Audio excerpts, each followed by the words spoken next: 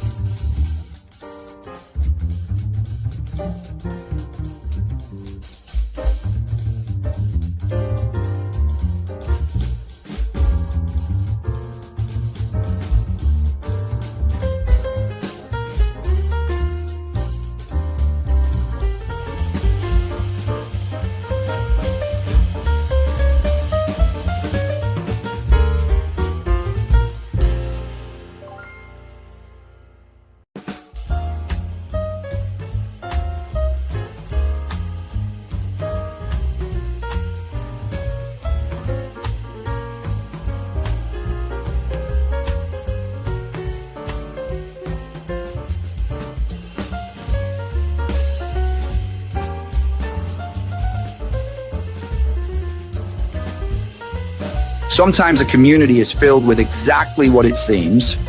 It's just a pile of nuts. Morty's Diner. Great conversation without the pile of nuts.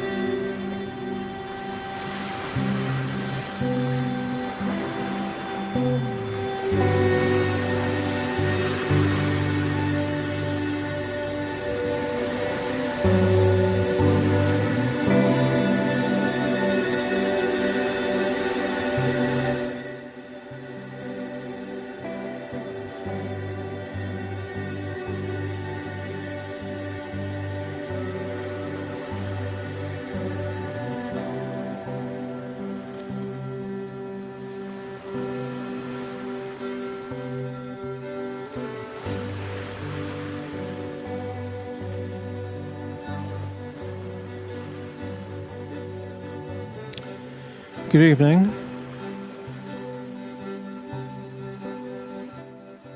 Welcome to Tuesday night at Morty's Diner with the Puffins.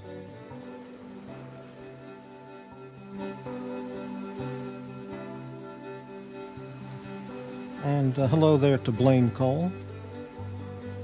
And hello to, hey, Jonathan Quayle Higgins III. Good morning to the Puffin channel. Well, good morning all. Well, it'll be midnight here in about an hour.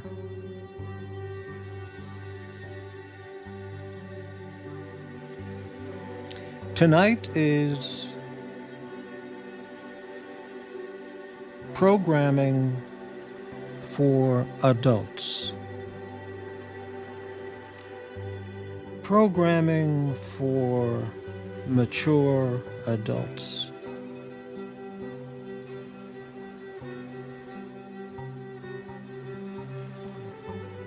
I know that's going to leave out a lot of people who are out there. But, you know, that's how it goes. Yes, we love puffins. There are people out there who despise puffins. They've said so. Well, what do you expect?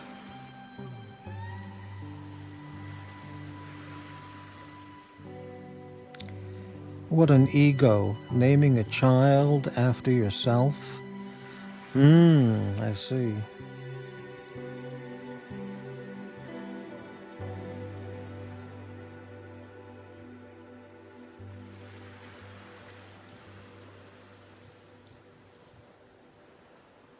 Very quiet evening, very relaxed,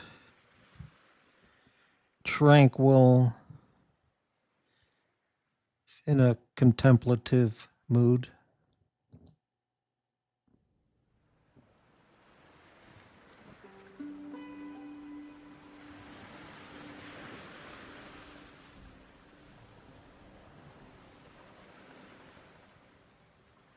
How about you folks?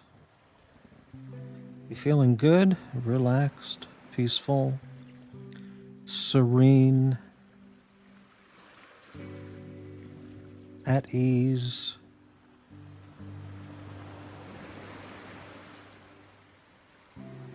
Or are you filled with hate and viscountness and a variety of mental issues?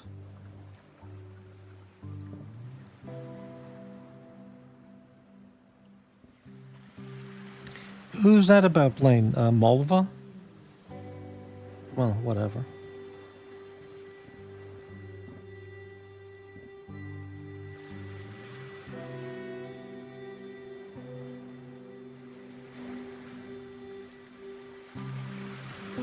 The plan for this evening's show is to relax with the Puffins and Wales.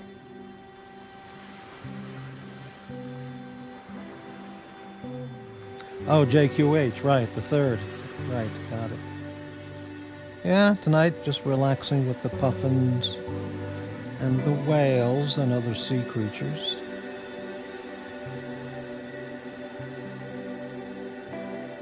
The usual standard for tonight's show will be, or to be expected, is zero financial support from any viewers. We're not expecting any PayPal, Ko-Fi, or Cash App donations. People like to save those for the hate channels.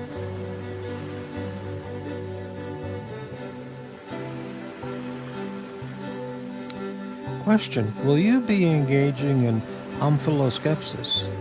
Yes, how did you know? I was planning that all day long.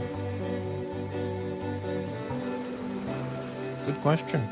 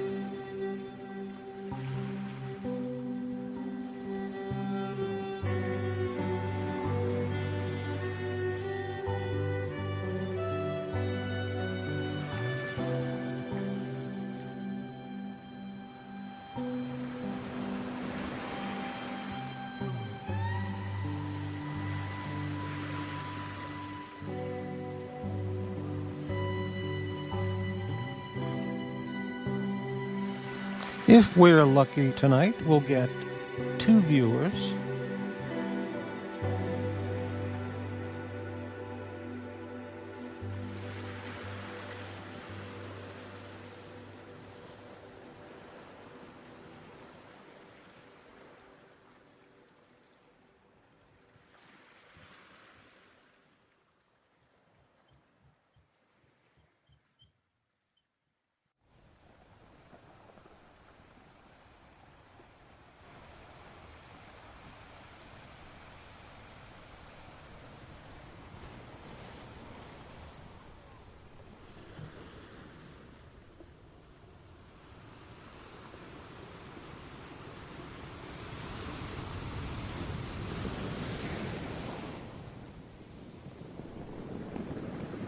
I actually had to look that up, Lane. That's contemplating one's navel. And that's a good way to sum it up. I'm sure some out there are contemplating somebody else's navel, but not going to talk about those people. Oh, you said those people.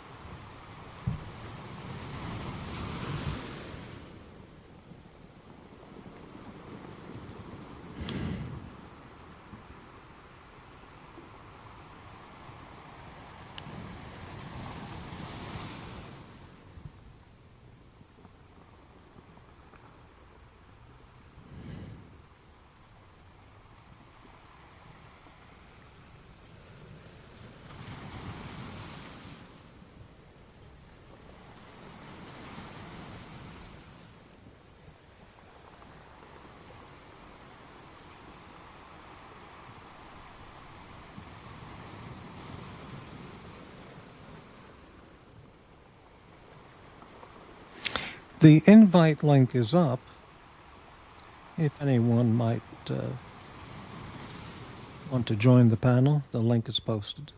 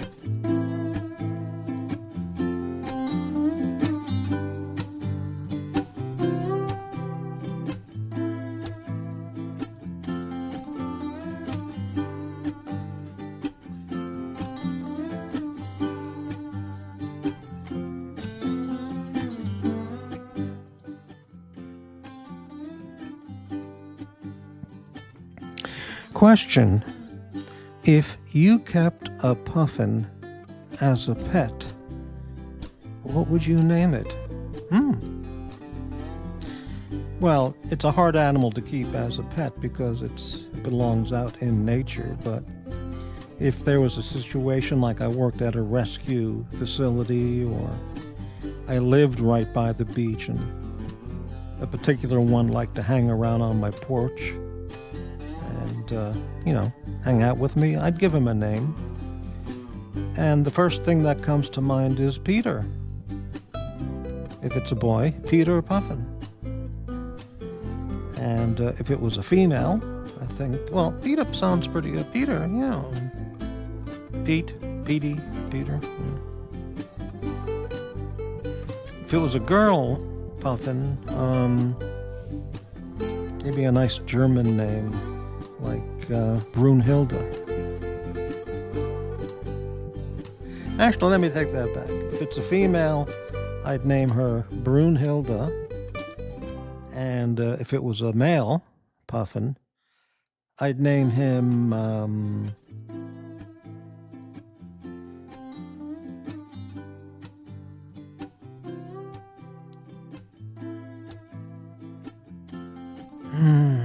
I just went blank. You know, I know the name. It's right at the tip of my tongue.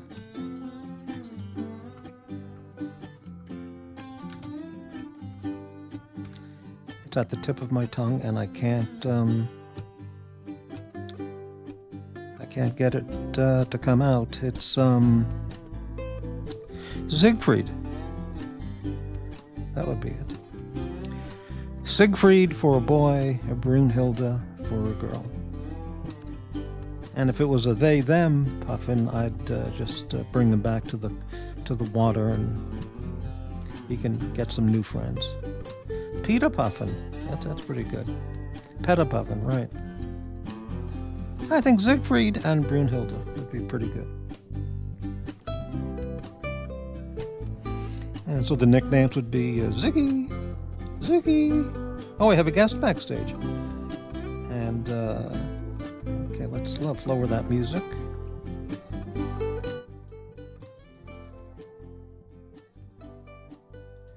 Okay, and let's go ahead and bring on a guest.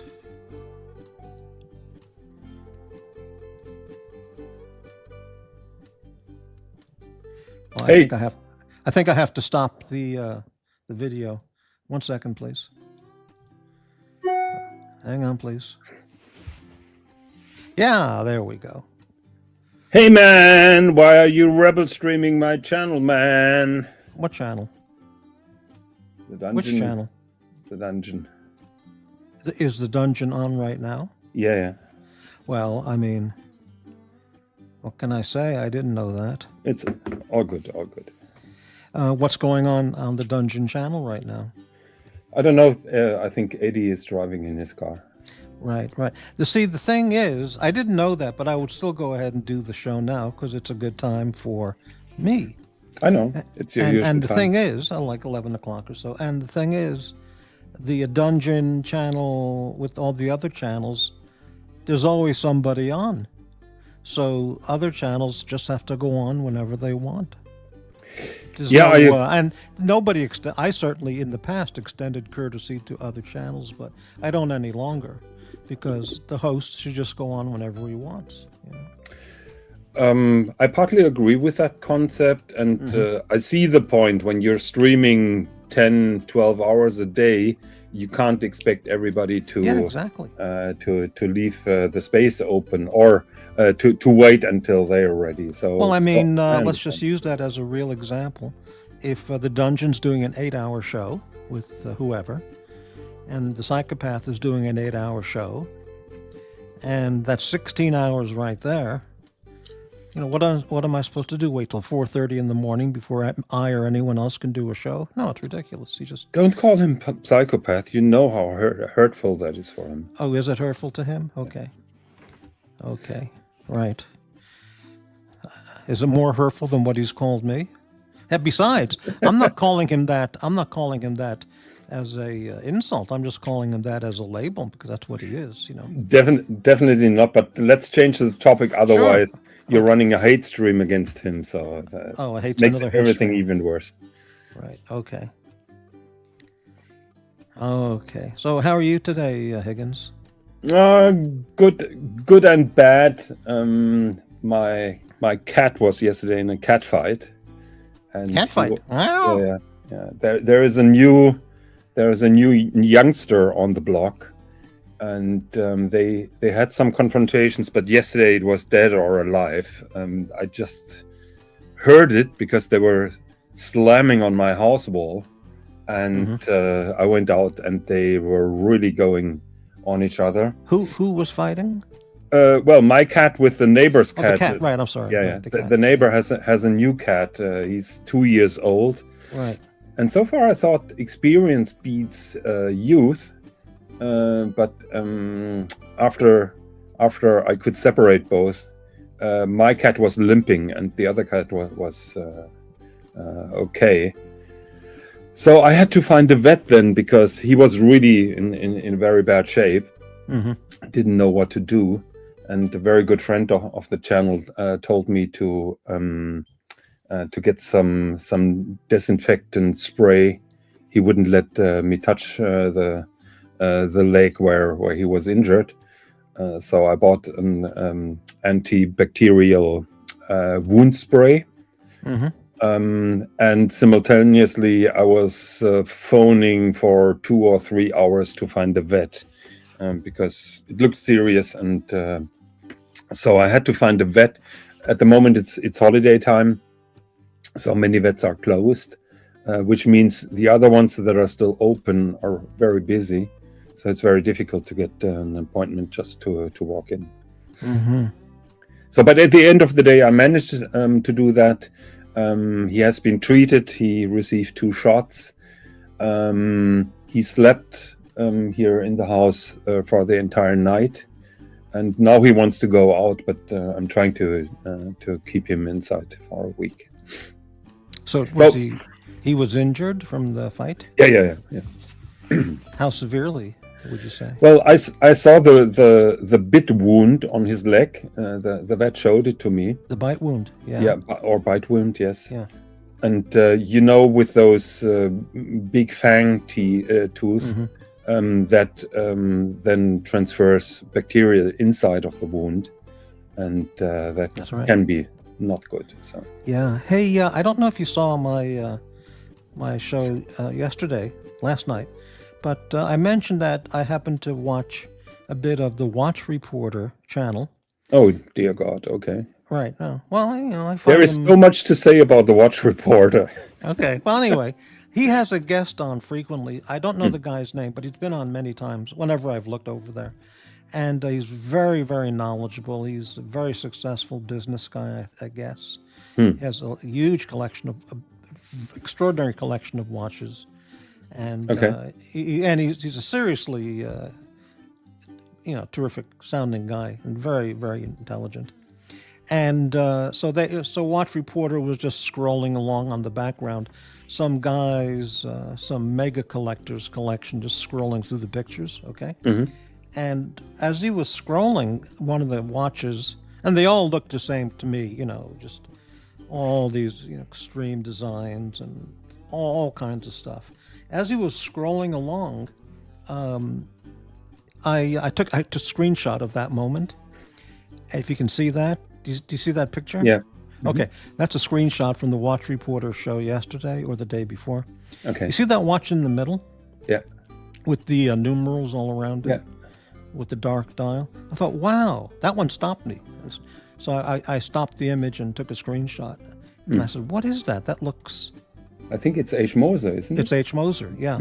So, because I maximized the image and I could see the name on it. So I went to the Moser website, and it's called a Heritage something.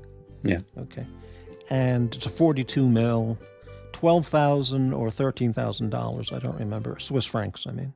13,000 Swiss francs. And if I was a big money guy, I would be very interested in seeing that. What is your opinion? I don't have the page in front of me of the Moser profile, but what's your opinion of that watch? Are you familiar with it? So technically, from a movement point of view, all H. Mosers are outstanding. They offer incredibly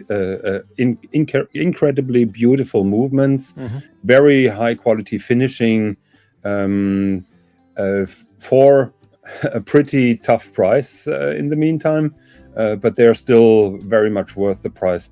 Personally, I find this watch too big. It's 42 millimeters. Well, it could be 40. Really that would be nicer, but it's 42. Yeah. Yeah, but I think that is If it would be 40 or 39, I think this could be a very nice field watch. But the 42 millimeters really is a deal breaker for me personally. Right. Okay, that's fair enough. Now my Victorinox is 42, but it doesn't look it. So I'd have to try it on.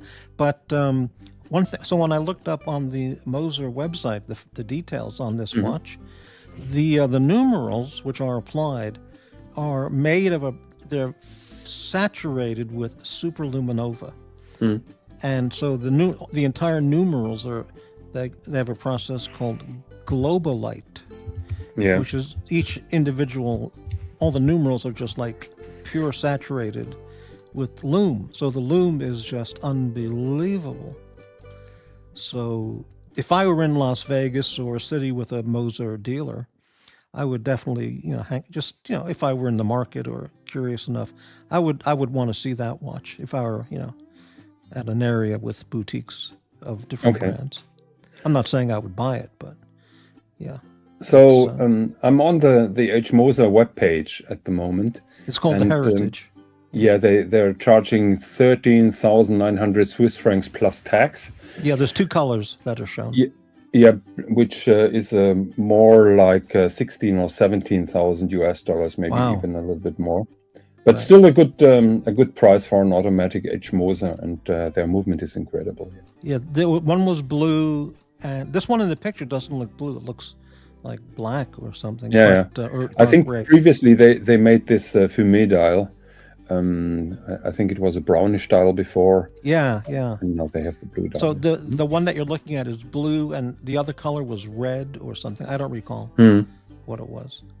But do you have a Moser, or have you had a Moser in the past? No, never had it. The brand is burned to me. Not sure if you remember, many years ago, Clive had an H. Moser. He bought it from Hourglass, if I remember correctly. Okay. And back then, H. Moser was totally unknown, and he received so much flack from everybody because of the stupid name and who buys those unknown brands and stuff like that. In the end, he said, he was correct. Well, now, if you bumped into a pal of yours at the cafe or the Rathskeller, and you noticed they were wearing this particular watch, would you have a favorable opinion, or just be like, ugh? Sorry, can you repeat the question? Yeah, if you were meeting a friend at a social gathering, and you happen to notice that he was wearing that Moser watch, would you look at it admiringly, or would you just like, ugh? I have great respect for H. Moser because it is not hype, but it's very solid quality, and it certainly shows that you're a kind of connoisseur. Yeah. So I'm all for it. My favorite in the H. Moser line is the one with a blue dial. Unfortunately, it's in the simple case, which I don't like. 1 second. Let me check the lines. I think it's Pioneer, and Pioneer with the blue dial. They have a gorgeous blue dial. Yeah. But the Pioneer case is too simple for me. It's just a forged out case. So before we are answering Mrs. Wilkinson's, and I'm happy to do that. Sure. So allow me 2 remarks about the watch reporter. Yes. Because I'm hearing the story over and over and over. Oh, he's an idiot, but he's a visionary because he saw 2 developments coming. The first thing is he saw some more watches having a renaissance. Well, he was spruiking undersized watches because he got them cheap and he tried to sell them expensive. There was no visionary behind it, and those undersized watches that he used to spruik are still undersized. That is not something that is recent now that can be called the new normal. Those are still undersized watches. So it's totally bullshit, and it just shows your lack of knowledge when you say, oh, he saw that trend for small watches coming. Matter of fact is, he got them very cheap because they were undersized. He was spruiking them for months exactly with that narrative. Oh, they're becoming valuable because they're becoming popular again. That is how his shtick worked.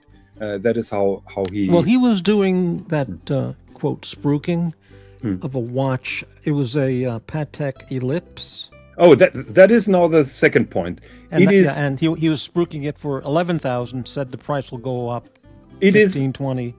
It is not even a proper ellipse. This is just an ellipse dial. This watch is one of the ugliest Patek Philippes that you can find. It has nothing to do with a traditional ellipse, other than the blue color and the elliptic shape of the bezel. Right. But if you look at a modern ellipse or at a traditional ellipse, this is totally different. This is just an abomination. Abomination. Yeah. Yeah, just an ugly ass watch that he was spruiking to be an ellipse, and they are coming now back to fashion. The ellipse never was out of fashion. It's a traditional watch, but this ugly watch had nothing to do with an ellipse, and it's totally wrong that he saw a renaissance. He was just trying to spruik this ugly ass watch with the connection of the ellipse, and that is how he's drumming up. So would in your assessment, I don't know if he sold that watch, but if he did sell it to someone for that price, $11,000, Yeah. and the person really liked the watch, how would you assess that transaction? A ripoff, or good? They like it. He got the money he wanted, so fine. How would Yeah, he likes it. He has the money, so good for it. But the problem is those salesman tactics, just like snake oil salesman tactics. Snaky tactic. Yeah, you never know how much he is deceived. I mean, we had recently a kind of scandal with a vintage Rolex Submariner that has been totally misrepresentative to be minty. We made or we were referring on one of my shows to that. So there is always a sucker who doesn't know what he's getting into. Correct. With those hashtag words, and probably it makes the sales more successful. Matter of fact is no one, and really no one, who knows a little bit about Patek Philippe or about watches has a respect for this ugly ass watch that he calls an ellipse. Now, Sorry. at one time, you were a watch retailer. Is that correct? Yes. Say you had a watch in your Patek showcase. Just imagine, okay? Yeah. And one of them was that ellipse that was a pre-owned that the store purchased, okay? But now it's available for sale, and the manager, expects you to sell whatever you can, okay? And he'd love for you to sell that, that blue shit ellipse because he wants to get rid of it, okay? So let's just say a man or a woman comes in the store and they're looking, and you're chatting them up, and things are nice. And the customer goes, "Oh, what is this blue watch here? This looks nice." You're faced with a dilemma of, one, your instructions are to sell it, okay? But the inner conscience of Higgins is, "Oh, I don't want to do this. This person doesn't want this. Like, fuck." What would you do in that case? Very easy way out of that dilemma, and that is what I always did. Okay, So I know what you're going to say, but go ahead. Yeah. So what I find okay and legitimate is when somebody is asking for an elegant watch with a leather strap, that you show him 3, 4, 5, 6 different watches, and then that watch is part of that collection that you show them. So if that whettens his appetite, you can also tell him, "Look, it is very similar to the ellipse. Look, it's the same blue and the same process for achieving that. But other than that, I wouldn't tell him, 'Oh, this watch is now undervalued, underpriced, and it will raise in price, or because ellipses are going up now.' I wouldn't do that. Well, you can't do that because the boss might hear what you're doing as he's walking by. Well, probably the boss is just happy to get rid of it. Right. But I think if the salesman, and again, many salesmen are unscrupulous, and they'll blow out that watch at the first chance they can. They don't care about the customer in many cases. But I think a guy like you would say, "Oh, that's a nice watch, but really, if you're interested in the ellipse, let me show you this one," and immediately move him over to a real ellipse. you know, and focus on that one. Because if you sell that one, you can have a good, clear conscience. He bought a nice watch, he or she, not that shitter that's in the shelf, you know. Yeah. So there is an easy way out without deceiving the customer. You can present and wait until they bite, and you can explain the connection or the design process that is behind it. That's totally okay. But only selling this because at the moment it's totally undervalued and it will go up in price for sure. That was basically his shtick, because ellipses are going up. Well, that's just considered sales puffery, you know. Yeah, we would call it, but but at a certain point, it's clearly misleading. Yeah, I understand the difference. Yeah. Can we pull up Mrs. Wilkinson's question? Sure, you bet. Yeah. What if the guy said, "I'd really like this one, even though you want me to"?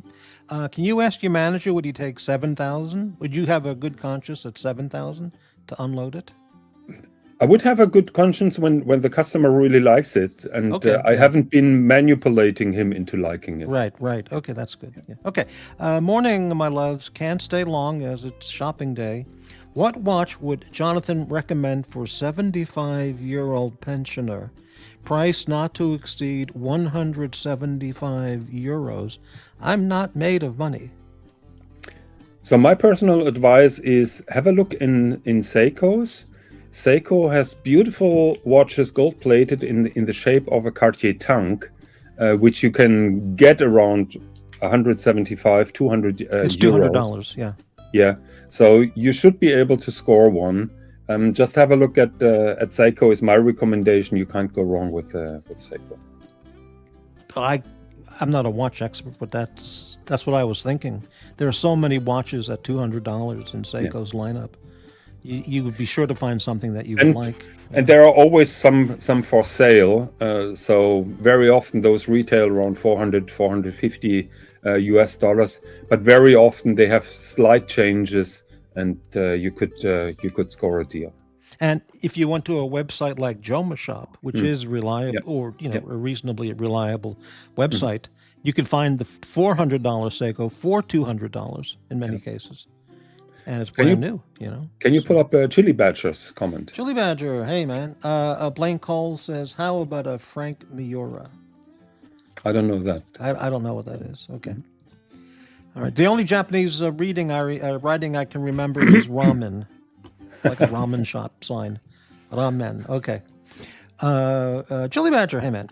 Minty 5513 with gouged out case, a busted incorrect bracelet, loom on hand supplied by a child, but oh yes, it's minty. Yeah, I like the loomed on hands applied by a child. I really like that line. I'm just searching because I made a screenshot when this guy presented his restored watch. By the way, restored with a puffy loom, which is way too puffy, and it is basically a fucked up watch. But there is another thing that I really liked, and Chili was already referring to the case. I snapped a screenshot of the case, and it looks like the lug at 2 is thin like a spider leg. Here it is. 1 second. Mm-hmm. Yeah, this guest who Watch Reporter frequently has, he showed the watch that he was wearing that night, and I'm not easily impressed, but it was a yellow gold, I think, Vacheron, three-hander with a beautiful all black dial. It might have been a Patrimony or something like that. And it was just knockout impressive, just beautiful. Yeah. But anyway, let's take a look here. What is this? Okay. So that is a picture of the restored watch, and just have a look at the lug at 2. It could be the angle, I'll admit that, but that doesn't look good because that lug is probably half of the thickness of a factory lug, and that is exactly the problem when people who don't know what they're doing following words like minty, and then know everything better because I told him, get rid of that watch. No matter how much money you spend in it, you will still have a fucked up watch. But if you look at that luck, it's just awful. And everybody who knows a little bit about watches will just laugh at it. And if you have gullible guys who offered you 18.5, get rid of it as quick as you can, because those are not real watch experts. Sorry, I'm a little bit spicy today. Yeah, it's great. Yeah. Is Hamburg a city where there's a representation from all the major Swiss brands? Yes. So not just Longines, but all the stuff, and the German brands too. That would be a good city to probably get to look at everything you'd want to see. Well, unfortunately, we don't have a Lange boutique, which is a real problem. Yeah. So we only have Lange boutiques at the moment in, as far as I know, Munich, Dresden, because it's close to Glashütte, Munich, Right. Dresden, Frankfurt, and Berlin. Now, Frankfurt So- is like the financial capital city. Yeah, is yeah, that right? exactly. Yeah. And Munich is a little bit smaller than Hamburg from the population, but Munich has a much more active watch scene always compared to Hamburg.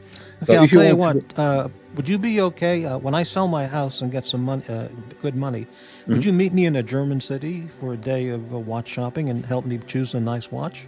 Yeah, of course. And I'll of course treat for the drinks and dinner and Yeah. schnapps and. So with those pretzels and all that. meetups, I'm a little bit more careful because you remember that I had the plan to meet up with Archie. So I'm okay with the meetup as long as you don't fuck me over. Well, you see, I'm not the guy who fucks people over. That's the thing. I'm not one of the guys who fucks people over. If there are any examples of that, I'm more than willing to hear if anybody has a situation that they want to bring up. But I don't do that. I'm loyal to friends. You know? There was a time where I felt that way, and I made it. I know what you're referring to, and sometime in private, I'll tell you all about that. Yeah. Okay. And maybe you would understand what happened there. Well, I don't understand when people are fucking me over. So. Well, but I'll explain it. And, it's okay. Let's I'll leave it that way. explain it sometime. And yeah. Okay. Liberace does pasta. Good evening. Says, good morning. As AC3 is moving to Southeast Asia shortly, what city do you think he will be arrested in for trying to scam women out of money? Personally, I'm going for Hanoi as opposed to Shenzhen. Well, if it's one of either of those cities, it would be pretty horrible for him to be arrested and sent to prison, because a jail or prison situation there, especially for a foreigner, I would imagine, is just going to be brutal. I think the entire question is just pushing a narrative. Correct. As far as I understand, it is more or less consensual. So Archie makes no secret that he's looking for a woman with money. And he's also very open that those women are very often pretty old. And sometimes he likes to engage with those women. Sometimes he has a side piece. I wouldn't call it a scam as long as you're open with it. So, yeah. Well, if he works out a deal with another Mrs. Lai type and says, listen, I'll give you entertainment, sex, all the oral sex you can handle, and dinner companionship and, daily companionship in exchange for just a little bit of your millions of dollars, we would have a very good arrangement, wouldn't you think? And if the woman says, yeah, that sounds good, then there's no scam involved. Yeah, that's exactly what I'm trying to explain, but you made it in very much better words. So you have a way with words. Very good. Yeah. What did you think of my names of choices of if I had a pet puffin? Actually, I came late, so I can't. Blaine Cole asked me if I had a pet puffin, what would I name him? And I said, well, if it was a boy, I would name him Siegfried, and if it was a girl, I would name her Brunhilde. I approve with the Brunhilde. I just heard that you were considering Peter Puffin. I That like was that. the first thing that came in my mind, but I like Siegfried better. Okay. You like those names, or not Brunhilde really? I like because it gives a kind of strength to it. Siegfried, I understand where you're coming from, Right. but I would call them maybe Heinrich or something like that. Heinrich. I really like that. Heinrich. Wow, Heinrich. Wow. Okay, that's good to know. All right, very good. And then, is it true that guys who are named Heinrich, that their best friends call them Heine? Yes, I've seen that. I've seen that in unfortunately. movies. Yeah, and Heine means dumbass in a kind of dumbass. Yes. Oh, really? But I've Yeah. seen German movies where the character, the kids call him Heine, Yeah. meaning that's his nickname, Heinrich.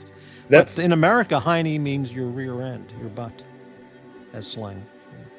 It's kind well, of isn't it then transferred to Henry? Heinrich would be Henry, right? Yeah.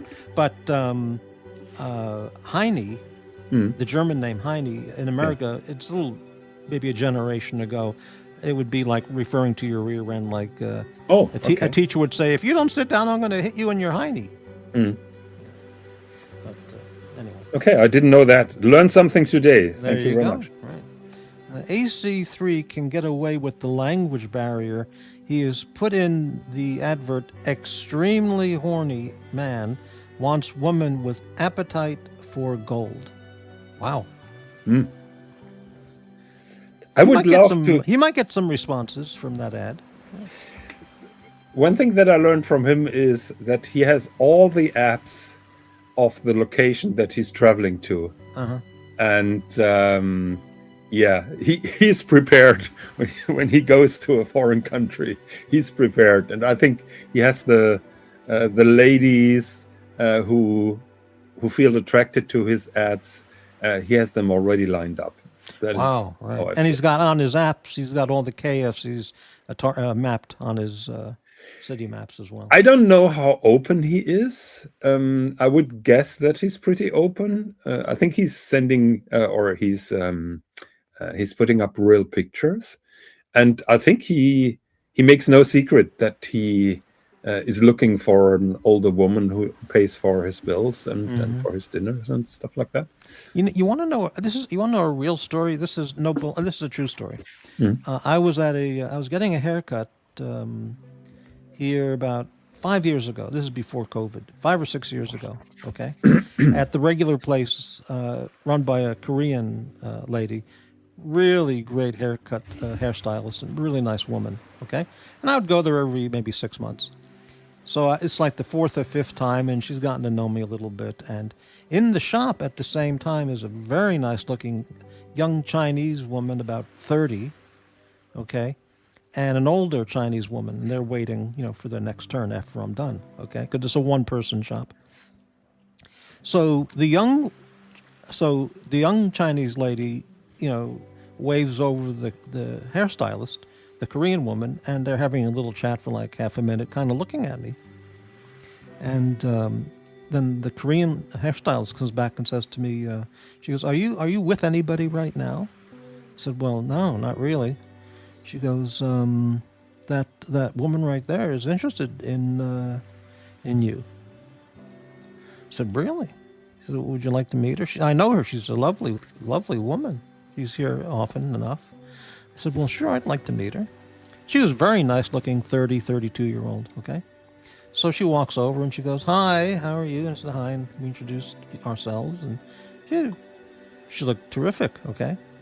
And I don't know, maybe she just thought I looked interesting, or I don't know, So she says, "You're not seeing anybody right now?" And I said, "No, not at the present." She goes, "Well, anyway, so to cut the story shorter, after about 3 or 4 minutes, what I found out was she wasn't, so I asked her, I said, "Well, okay, why not give me your phone number and I'll call you later today or tomorrow and we can talk, okay?" And she said, "Well, no, you're misunderstanding. It's not for me. I'm married." This is true story. It's for my mother. Oh, And then okay. she pointed to her mother, who was like 60 years old. Okay. And not, I mean, she looked successfully put together, well put together and all that, fashion wise and appearance, but no, just no connection at all. Okay. So I said, "Oh, for your mother?" She goes, "Yeah, she's recently moved here and she doesn't have any friends. She came here from whatever city, Hong Kong or whatever, and she just doesn't know anybody. And the hairstylist lady, I forgot her name, said you're a really good guy, and maybe you'd like to hang out with my mom and go out to meals and So take how walks, how old have and I said, "Oh, I don't know if that would work." And, how old have you been back then? How old was the woman, and how old well, was this was 6 years ago, so I was still youthful. I was about that woman's age. Okay, the Okay, mother, s- maybe okay, give or take some years. Okay, okay. so but she wasn't my type at all. I just didn't. Well, find it her- could have been that you've been in your 40s. The woman that approached you was 20, and so Well, no, that she was about 30, Okay. and that was younger than me. Okay. Okay. But for some reason, that's okay if she wants to. Anyway, so she said, no, it's for my mother. I was talking if you'd like to meet my mom, because I said, well, I don't know if that's going to work out. And then she said it. I swear she said it. She goes, well, thing is, she's single now. Her husband passed away a while ago, and she's a wealthy woman. Ooh. And there's a lot of things that she would be happy to spend time doing with you, travel or restaurants or whatever. And of course, my mind thought as Archie Luxury for 10 seconds. Well, no, Exactly. yeah, You should have told her. I have an email address here, archieluxury72@gmail.com. yeah, right. No, I was thinking for me, I was thinking like Archie as myself. And no, wait a minute, she's got lots of money. Maybe she's a multimillionaire. From Hong Kong. She'll go on trips. I can accompany her on trips, cruises, sightseeing trips to Europe, or whatever. She'll buy me a Rolex or a H. Moser and go out to meals at the finest restaurant. No, I just didn't have the interest in that. Yeah. The younger woman would have been very nice, but But I The think younger woman with money would. many guys would have seized that opportunity because they wouldn't have cared at all about the mother. But when she mentioned, well, she's wealthy, they would have gone for it. I think that's a wrong approach, isn't it? When she says, "Okay, I'm looking for my mother, and she's wealthy." Well, I don't know if she said the word wealthy. She said she's well-to-do, something like that. She's financially. I think maybe some expression like she's well-to-do, which indicated she's loaded. But I just couldn't do it. It wasn't. There was no connection for me. I'm not a parasite like many other guys would have jumped on that opportunity. But all right, here's a question for you from Liberace. Why is Jonathan fascinated with Hong Kong? I mean, as opposed to other Asian cities. What makes him go back again and again? Nice question. Yeah, nice question, and I'll give a very complex answer because there is not one reason why I love Hong Kong so much. So in the first place, you have to realize that in the 1990s, that is now over almost 40 years ago, I made business with Hong Kong without ever having been there. Hong Kong back then was a very exotic location for us in Europe. Flights have been very expensive. So for me, it was an exotic place, and I made those business deals, writing invoices with those addresses that I still remember, but I can't disclose. So it was always a goal for me to go to Hong Kong, and it was something desirable, just like the idea of owning a Rolex. I had the idea, wouldn't it be nice to go to Hong Kong? So that is probably the trigger that still remains with me and still gives me rose-tinted glasses compared to any other Asian city. Second reason is for me that in Hong Kong, you see a larger amount of normal people. So, for example, if you go to Bangkok, you're confronted with poverty a lot, and people are poor, and they are trying to hustle. Then very often you feel bad for the people because they are so poor, and their life is not as good as your life as a tourist. So for me, the people in Hong Kong have a stable life in general, and they are super friendly as well. Super friendly in a genuine way, not in an over the top way, just like many places in Thailand, where I know Thai people are super friendly by nature, but they are also very friendly, or even more friendly than to tourists. That doesn't happen in Hong Kong. Then, for me, the attraction of Hong Kong Island together with Kowloon, the city view, to me never gets old. The skyscrapers on Hong Kong Island, and I know so many things that I want to do in Hong Kong over and over again. And I remember how excited the Dodgers and the Jamie were when we took that little boat to Lama Island. There is a restaurant called Rainbow Restaurant. You have to book in advance. They pick you up in a small boat, and basically you're then being carried alongside of Hong Kong Island to Lama Island to there. You're having an amazing meal. I just told Dodger I had the best sweet and sour pork that I ever had in my life there on Lama Island. The dinner was just amazing. And how was this? And how was the service and the waiter and all that? Oh, the service is shitty. They don't care at all. They don't give a shit. Yeah, funny. Yeah, but they cook excellent, and the service usually is very fast. But it's very basic. There are no fake friendliness being exchanged. Right. If that makes sense. Yeah, I agree, Mrs. Wilkinson. Morty has morals. I tried to. AC3 would have been in for the kill, no question about it. Yeah. So to make it short, it's a combination of memories that I have with Hong Kong, with the people that I really like, because they're normal people, and I really like them. They're not super Chinese; they're still Western oriented, but very decent and very nice people. Together with the opportunities that you have in an Asian super city, that attracts me to Hong Kong.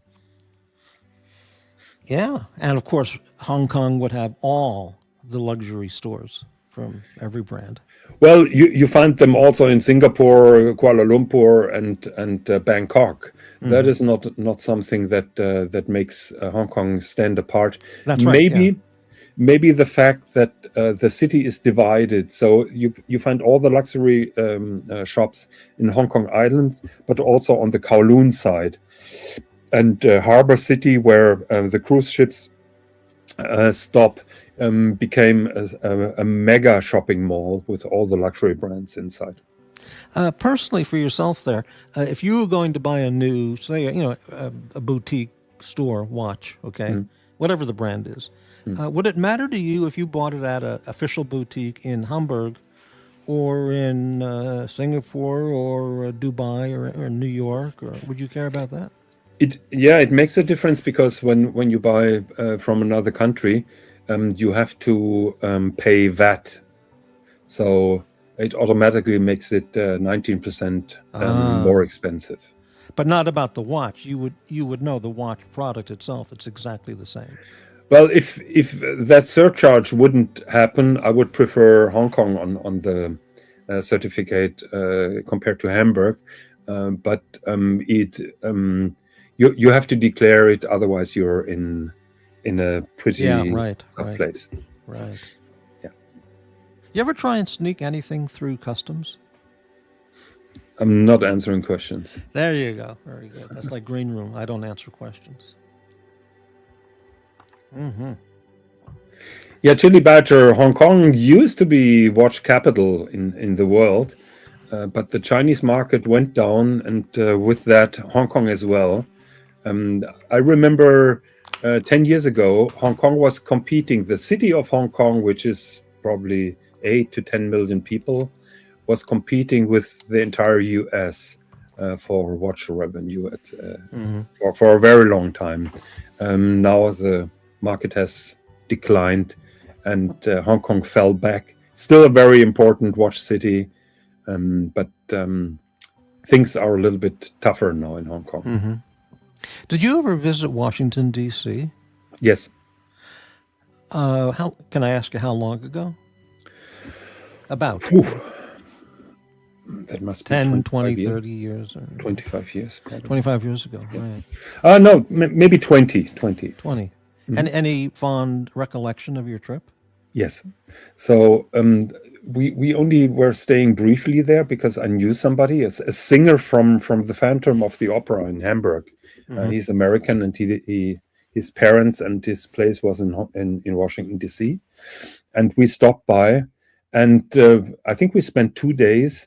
And those 2 days, we spent one day in the Air and Space Museum. Is it called? Which was mind blowing with all that would be at the Smithsonian. That is not at the Smithsonian. It's one of their museums, I believe. Yeah, I think it's a subsidiary or something like that. Yeah, so okay, it's not in the same building. Yeah, it's an affiliated museum location. Or whatever. And the second one was the Smithsonian, and I remember I saw Fabergé X there. Oh man! Forbes collection in part was displayed there. But what struck me the most of the Smithsonian was the mineral exhibition. Oh, really? They have a display of minerals that is just outstanding. Some minerals just look like a field of grass or a field of flowers. It's just amazing what you see there. So I can recommend anybody. Oh yeah, absolutely. I've been there, but a long time ago. The American Museum of Natural History in Manhattan has a similar exhibit of geological exhibit area, including all kinds of stones and minerals and rocks, and it's unbelievable. A Chili Badger says, I recently stayed on Chung Chau Island for a week. Bargain clean hotels. Very good. And public transportation is fantastic in Hong Kong, so you can reach anything anywhere. And Apple Maps is a big help if you don't know the lines. You just type in your destination and tap on the bus symbol, and it shows you which bus lines, which MTR lines are going to. So really amazing. Yeah. I just noticed his avatar says Saucy Badger. Okay. Yeah. Not chili, but Saucy Yeah. Badger. All right. Haven't noticed that yet. Yeah. No, Chili Badger gets around some nice places. Yeah. No cars, only bicycles in Changchao. Yeah. Hey, it's nice of you to come by the lowly old diner when the dungeon was on, because the dungeon is the happening place now. Yeah, it's gaining a lot of momentum, I would say. In the wrong direction, could be argued, but a lot of momentum, yes. Yeah. Well, the content is not everybody's cup of tea. I clicked on it earlier, and Marcelo was hosting, and I immediately clicked that off. And look, everybody is free to host a show. Choose who you like, including yourself. Yeah, choose who you like. And but I'm kind of Marcelo'd out, so I didn't want to watch that. Yeah, I understand this to a certain degree. Now, I don't know if you've heard this, but Tanzil has mentioned a number of times that he'd like to see me do a show over at the dungeon. Yeah. And I've always, and this has gone on repeatedly over a long time. He's brought it up, and I've always like, well, I don't know. So he mentioned it again just 3 or 4 days ago, and he said he'll work it out, make the arrangement, and this time I said, well, I'll tell you, let me really think it over, okay? Because there are pros and cons to it. Extra emphasis on the cons, if anyone catches my wit. But I don't know how that would go over because a lot of people there were just. I mean, I can't ban everyone in the audience, so I have a nice environment to chat with whoever's on the panel. But then again, I don't know, so I'm thinking about it. But indeed, you're bringing up one of the dilemmas that you have when you're running shows on the dungeon. I know that you and I prefer to have the comments and also the panel relatively clean. Now, unless Well, Puck within Elf- reason. That's all. Just within yeah, reason. within reason. Well, Puck Elf is not really a credit Well, to that theory.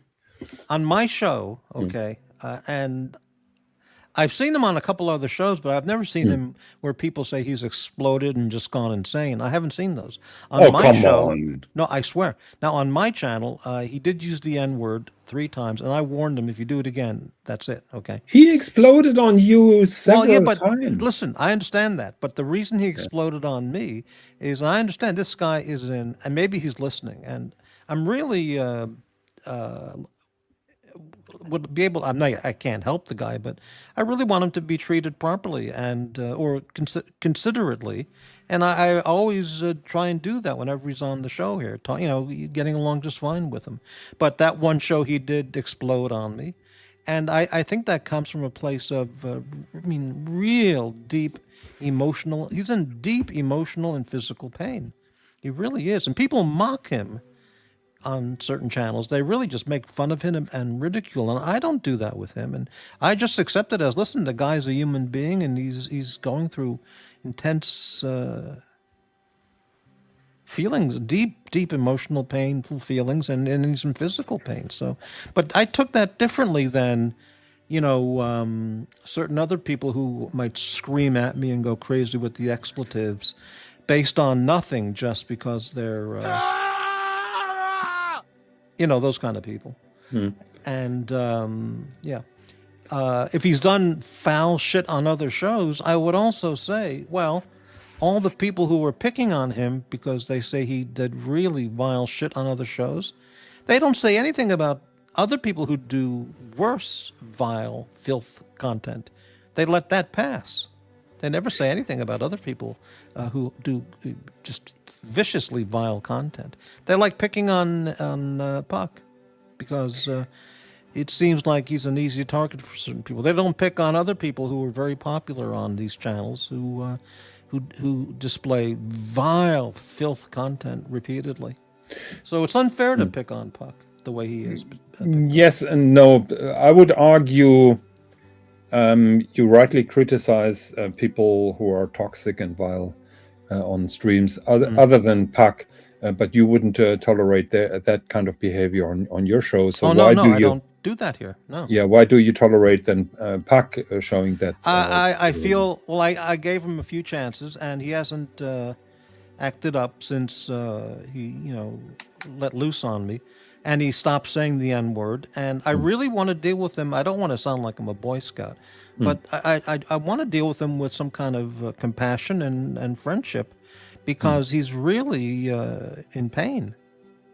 And I am as well, in physical and emotional pain. And picking on him doesn't help anything. He's a very nice guy, and he's very fun to talk to on all kinds of topics. And I don't like the way he's treated by other people with just relentless insults. And he's quite a interesting guy. And if it is like you say that he's under emotional and physical pain, I would argue that probably it's not a good idea to have him on the show and basically emphasize or equalize or even increase that kind of pain. When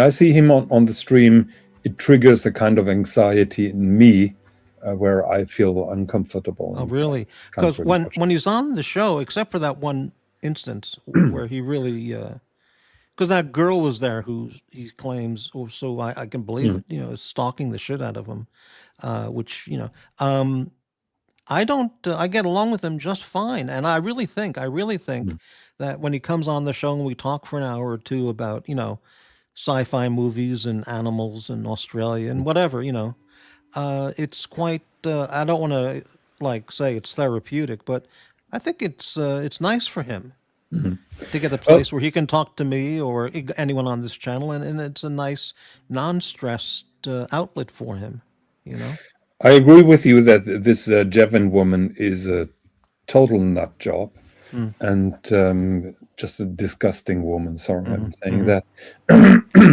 However, I found it funny that you were hitting on her. Now you see, was that a shtick or were you serious? anyone she lives in the Appalachia area, which is North Carolina, Virginia, West Virginia. Okay, if anyone knows where that is on the map, it's on the other side of America, 3,000 miles away. Okay, I've talked to her one time for about 10 minutes total. Okay, and I understand the background that Puck has with her. If anyone thinks when I said, "Hey, would you like to?" When I was talking with her about psychedelic mushrooms.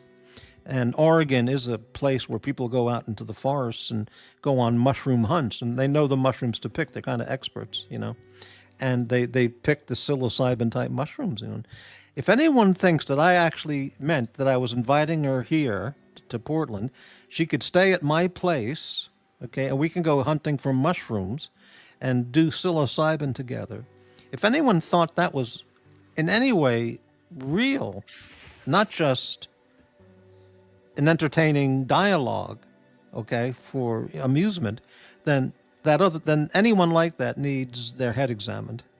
Okay, then I need my head examined. Okay, that's well, exactly I have a what good thought. doctor. I recommend Dr. Van Nostrand at the Vienna Clinic. Thank you very much. Yeah, I'm not going to invite her to my home. I don't know who she is. I to don't know. to me, I'm not to going to me, do psilocybin mushrooms. I'm not going mushroom hunting in the forest. to me, it looked like a very unelegant and very unsmooth way of hitting on her. That is how I got it from. I was just playing along with the mushroom topic. I'm not flying to North Carolina, West Virginia to meet her. She's not flying here to meet me. She's not I'm staying in just my honest. apartment. I'm not going mushroom hunting with her. It looked a little bit like me, Morty is out of practice in the flirting department, and he's just. It was just some amusing chat, for the audience to go, this is interesting. That's all it is, I had a big what the fuck moment. Now I when heard one of the mentally ill people just recently saying, I was pulling a move on her, making a move on her right in front of Puck, and making a quick move to get her out here to Portland to go mushroom hunting. Anybody who can believe that. I mean, I'll tell you what, I'm going on a 2-week trip to Sicily next month. Okay. And that's about as real as that, an imaginary Sicily trip, for me. I had the feeling that you were heavy after a mushroom, if I'm honest. I'm not going in the woods and eating raw mushrooms or cooking a soup, at the mushrooms and hanging out with her. I was just being social and amusing. That's all. I mean, unbelievable. Well, I apologize that I didn't catch that. If anybody believed me when I was talking with her, then they are so either unbelievably gullible, my quote performance was so convincing that they got sucked into it, and it's like, my God, he's asking her out. He's inviting her to Portland. It's just unbelievable. To me, you didn't invite her out. You directly invited you in your bedroom. That is what I got. Okay, well, no, I don't remember what I said. Maybe I said, you want to come over? You can stay in my place. I said something like that. But it's absurd. I'm not inviting her to my bedroom. Crappy, I have to go away for 2 or 3 minutes. I'll be back. Yeah. Oh, okay. Oh, you said it. You said I'll be back. Yeah. Okay. Thanks very much. We'll be here. All right. Terrific. Blaine Cole, Morty, have you ever considered screenwriting a mockumentary of AC3. I did think about that, but and I could do that, but I first have to do a lot of clip type content, which is an absolute drudge for me to get through. But in fact, I made a public commitment a couple nights ago that I'm going to have one ready in about 2 weeks, a comprehensive clip presentation on one of those other people out there who people should just get to know, just to be sure everybody knows who's who, what's what. But there'll be a series of those videos, but it's just brutally painful, emotionally, psychologically painful to go through hours and hours of clips and listening to these people with their raging and ranting and insults and hate to, pick out the clip material. And if I were already deranged, then I would kind of like, oh, this is fun, light up a cotton candy kush in a hash pipe and go through all the clip material. But I'm not that kind of guy, and it's like torture to sit down and put in a few hours of going through the clips and picking out the choice clip material. And it's not like going through 3 hours of puffin film and pulling out the favorite segments. If anyone knows what I mean, anyway. Exactly. Jesus. Incredible. Question from Blaine. How many mushrooms could you pack into a Gucci golf bag? That's a great question. I bet you a hell of a lot of mushrooms in a golf bag. Yeah. Okay, Blaine. It's too late, but I would have cast John Wayne as AC3. Really? In an AC3 movie? John Wayne? He doesn't look anything like Archie. He's tall. Well, Archie's tall. He's strong. Well, Archie's strong. John Wayne is physically fit, reasonably fit. Archie's not. They don't look the same.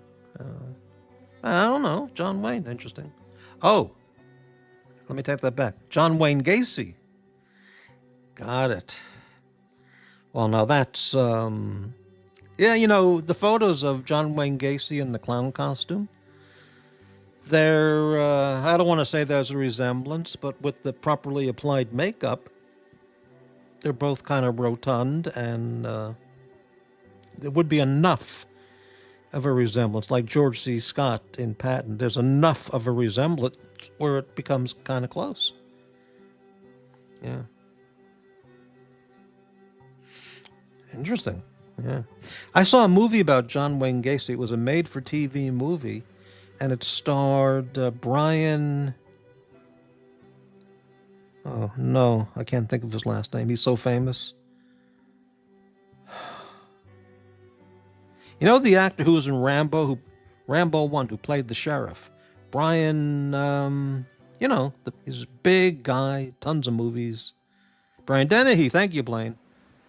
Yeah, these names, which I just can't remember them quickly anymore. Brian Dennehy played John Wayne Gacy. It was okay, but it's on YouTube, I'm sure, or Pluto, or Tubi TV. But I got to learn the story, dramatized. But wow, what a sick story. Okay, I'm back. Yeah. Just allow me one remark about the Watch Report, and then I will leave it. Sure. So that Watch Reporter is running a channel where he's basically spruiking penny stocks for money. Right. For money. So they pay him money that he says how great that is and how great the potential is. Stock and promotion. Like yeah. And he basically just converted that system over buying penny stock watches and spruiking them up, hyping them up for a gullible idiot to buy them. That's basically his okay, model. well, he comes from in finance. Yeah. That kind of stock promotion type stuff goes back over 100 years, 150 years, and people being sold fraudulent or, deadbeat stocks. Doesn't make it any better. No, and that's not something to be admired, but it is a legal business. Okay, Yeah.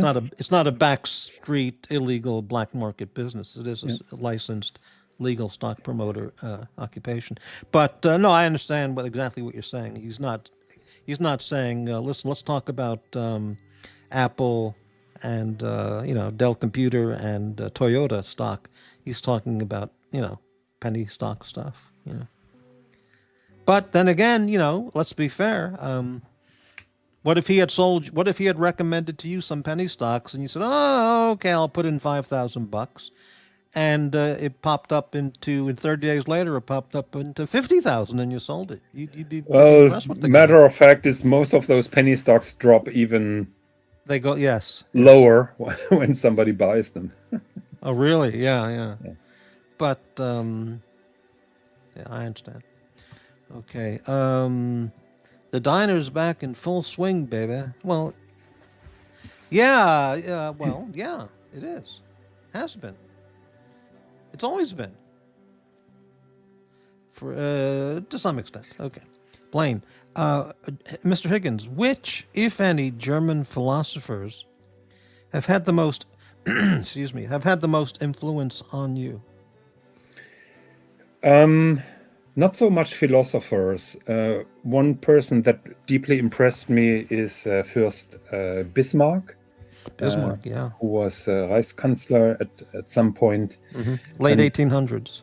Yeah, and I remember a quote from him hanging on the wall of one of my former bosses, where he said, I didn't want to rule the world, but I would be happy if people will say that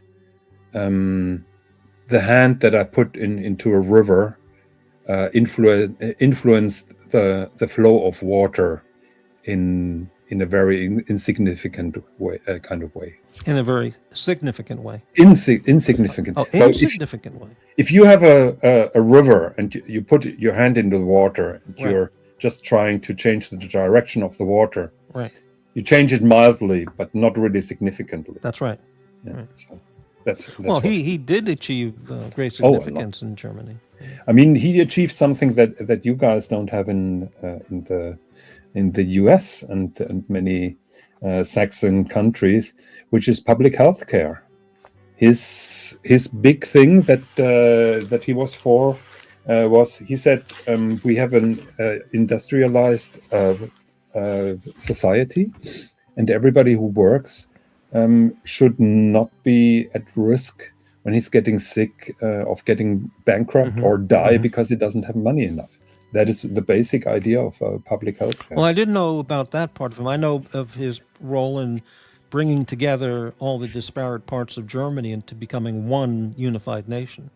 Without dozens of principalities and provinces or dukedoms and all that stuff, kingdoms and. Yeah, and his tomb is 10 kilometers away from here. Right.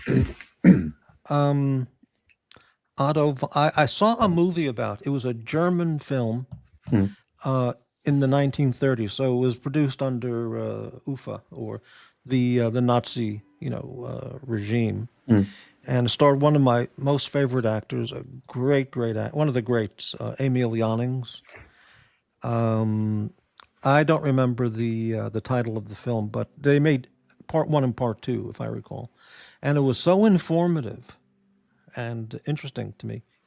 The fact that it's spoken in German is nice because it has subtitles. And I can't remember the name of the movie, but yeah, he was a pro Nazi era, subtly pro Nazism, because of the producer probably being Goebbels himself, since he was in charge of the film industry. But I've watched many movies in that era, under the Nazi produced era, and some of them are just fantastic films. Just if you just look at it as a movie, as a piece of cinema.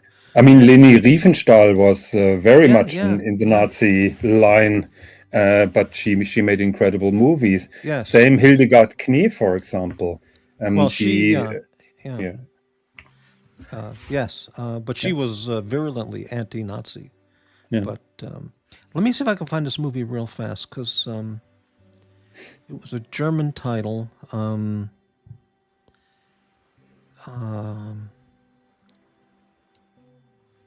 1930s. I'm looking.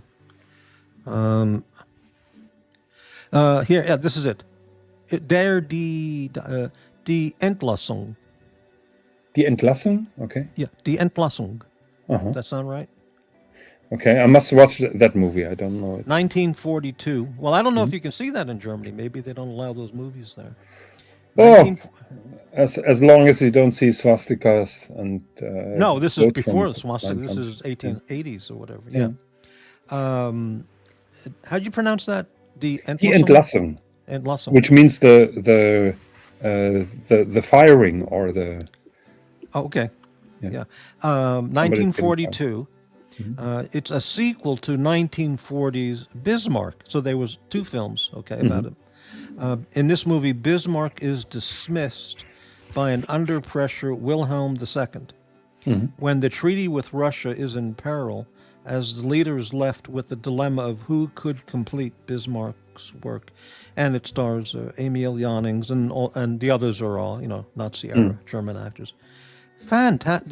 The guy was one of the great actors, and he was part of the Nazi machine. And there's a photograph of Joseph Goebbels at some like black tie event, and he's pinning on him some kind of medal, and he proclaimed him first artist of the state.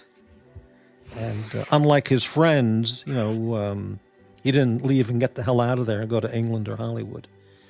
He stayed.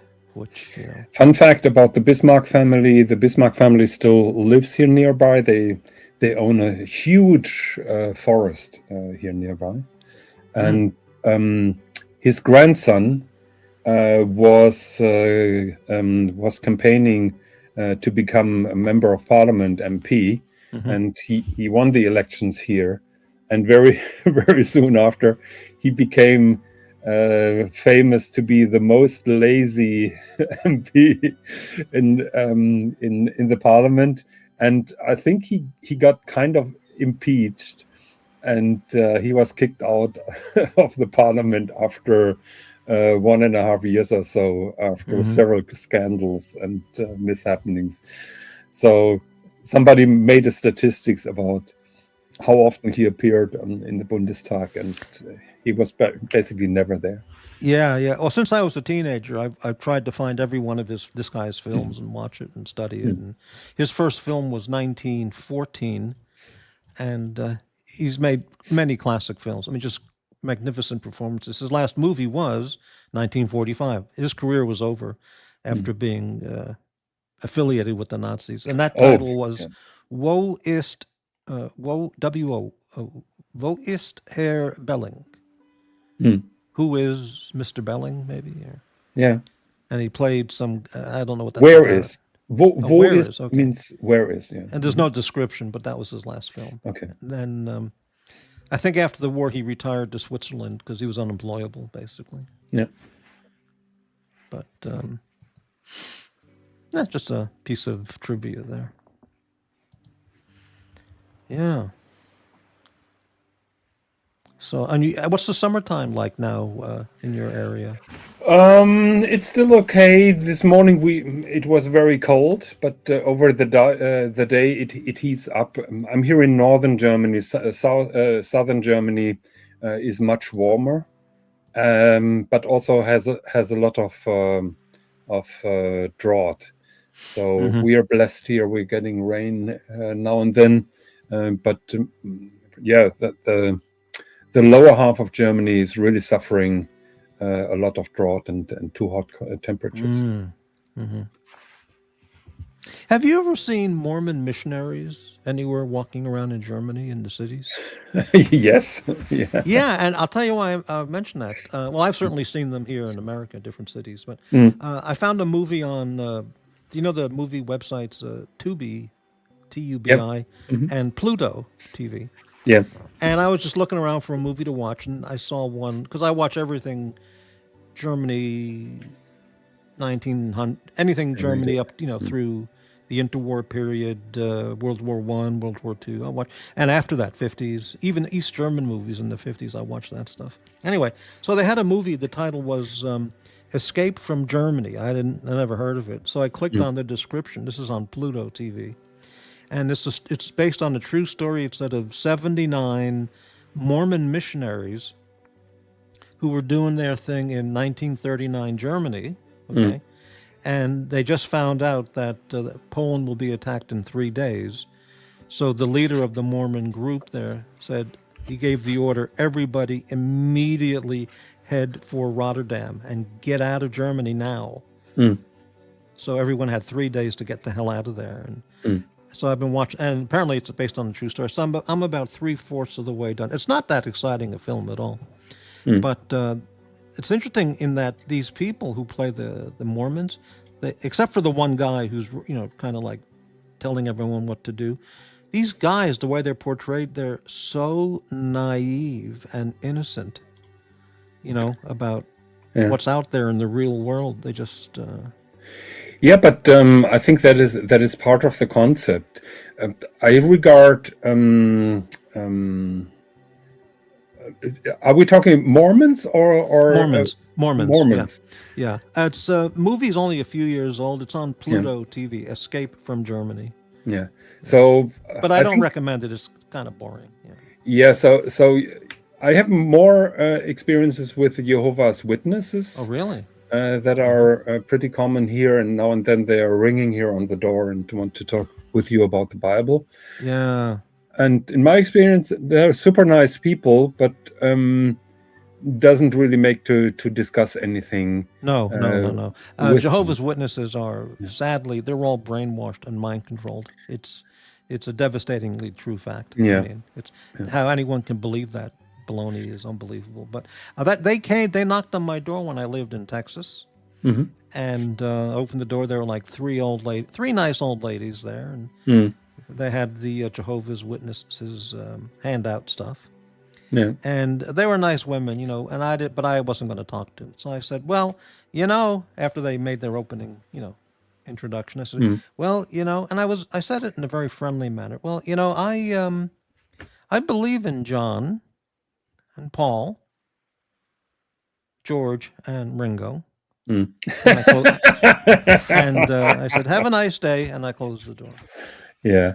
And I don't think they knew what I was talking about. But I make it more polite and tell them, I know that you're very kind people and you mean the best, but please accept that I don't want to talk to you, and I'm wishing you a good day. Well, I feel so bad for those people because they're absolutely part of a... exploited. Yeah. I don't want to say evil, but what's one step up from evil organization. They're totally being manipulated and mind controlled. It's a cult. It's a no question. Plain cult is it's a cult. It's a cult. It is a cult. Yeah, it's a cult. Yeah. But I didn't want to say anything rude to them, like get no, out. And you don't have a chance to wake them up. No, it's not possible. So but I treat them with the utmost respect, because they mean good, they mean well. The people at that level, they're nice and they mean well. Exactly. The people who run the place are just awful people. Yeah. Manipulative, controlling, and devious. Yeah. and there's a better word. And cruel and exploitive. Yeah, I think it says a lot about an organization, how they behave when you leave them. Mm-hmm. Yeah. Are you a fishing kind of guy? Do you ever like to go fishing, or as a kid? No, I can't kill the fish. You can't kill the fish. I'm not able to kill a fish. But do you eat fish in a restaurant? Oh yeah. You just can't deal with the... I can't. Who said that just? Oh yeah, the daughter of our friends from Cleveland, Ohio, is at the moment here. She's now 27, I think, and she told me on Sunday that she has friends who own a farm, And one of the goals that she has is she wants to kill one of the chicken, because she believes when you're eating meat, you have to go through that experience. Because why? Because, In her opinion, because why? I mean, animals die when you're eating meat.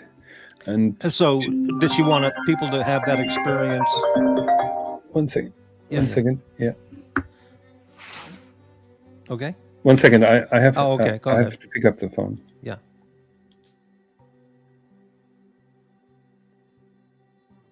One moment, folks. All 2 viewers, 1 moment, please. We've got 13 viewers. That's very, very nice. I just gave the channel a thumbs up for the show. If anybody would like to help out Morty with a thumbs up or a thumbs down, now would be a good time. Just takes a second. Thank you, folks.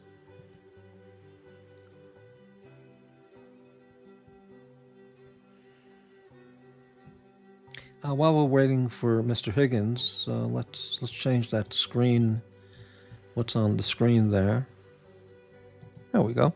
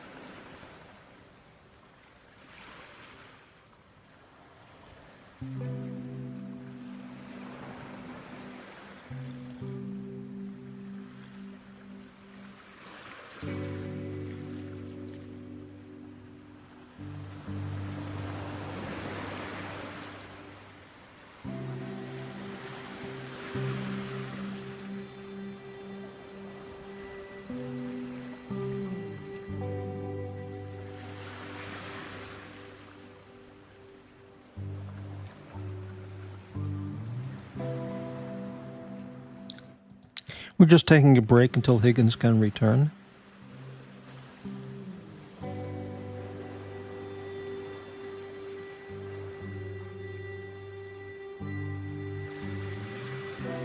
Correct, Chili Badger, correct.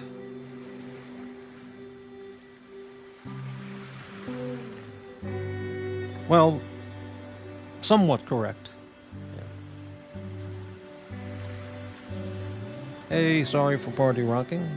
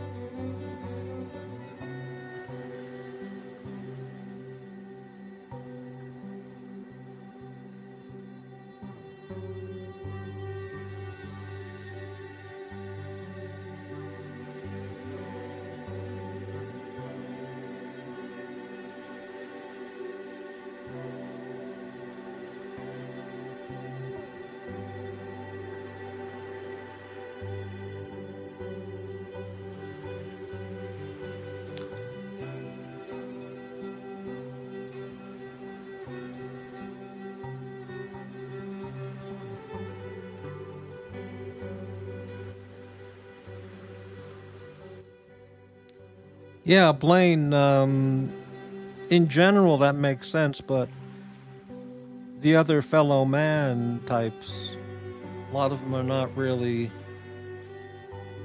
you know, people you want to put much trust or faith in. A lot of bad people.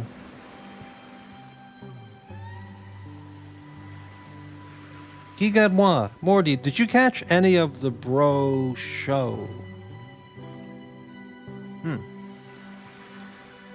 Make it Blaine on them, Cole. Right. Yeah, I saw 30 seconds of it, Gigatwa.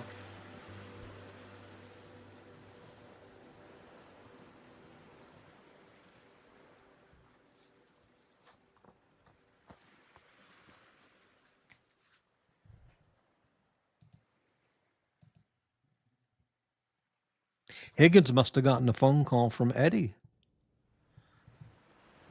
Eddie's probably screaming at him, hey man, what are you doing on Morty's, man?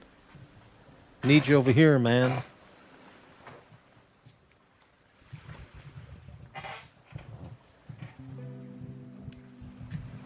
You know, I'll tell you something. A few days ago, I was watching Eddie for about 2 or 3 minutes.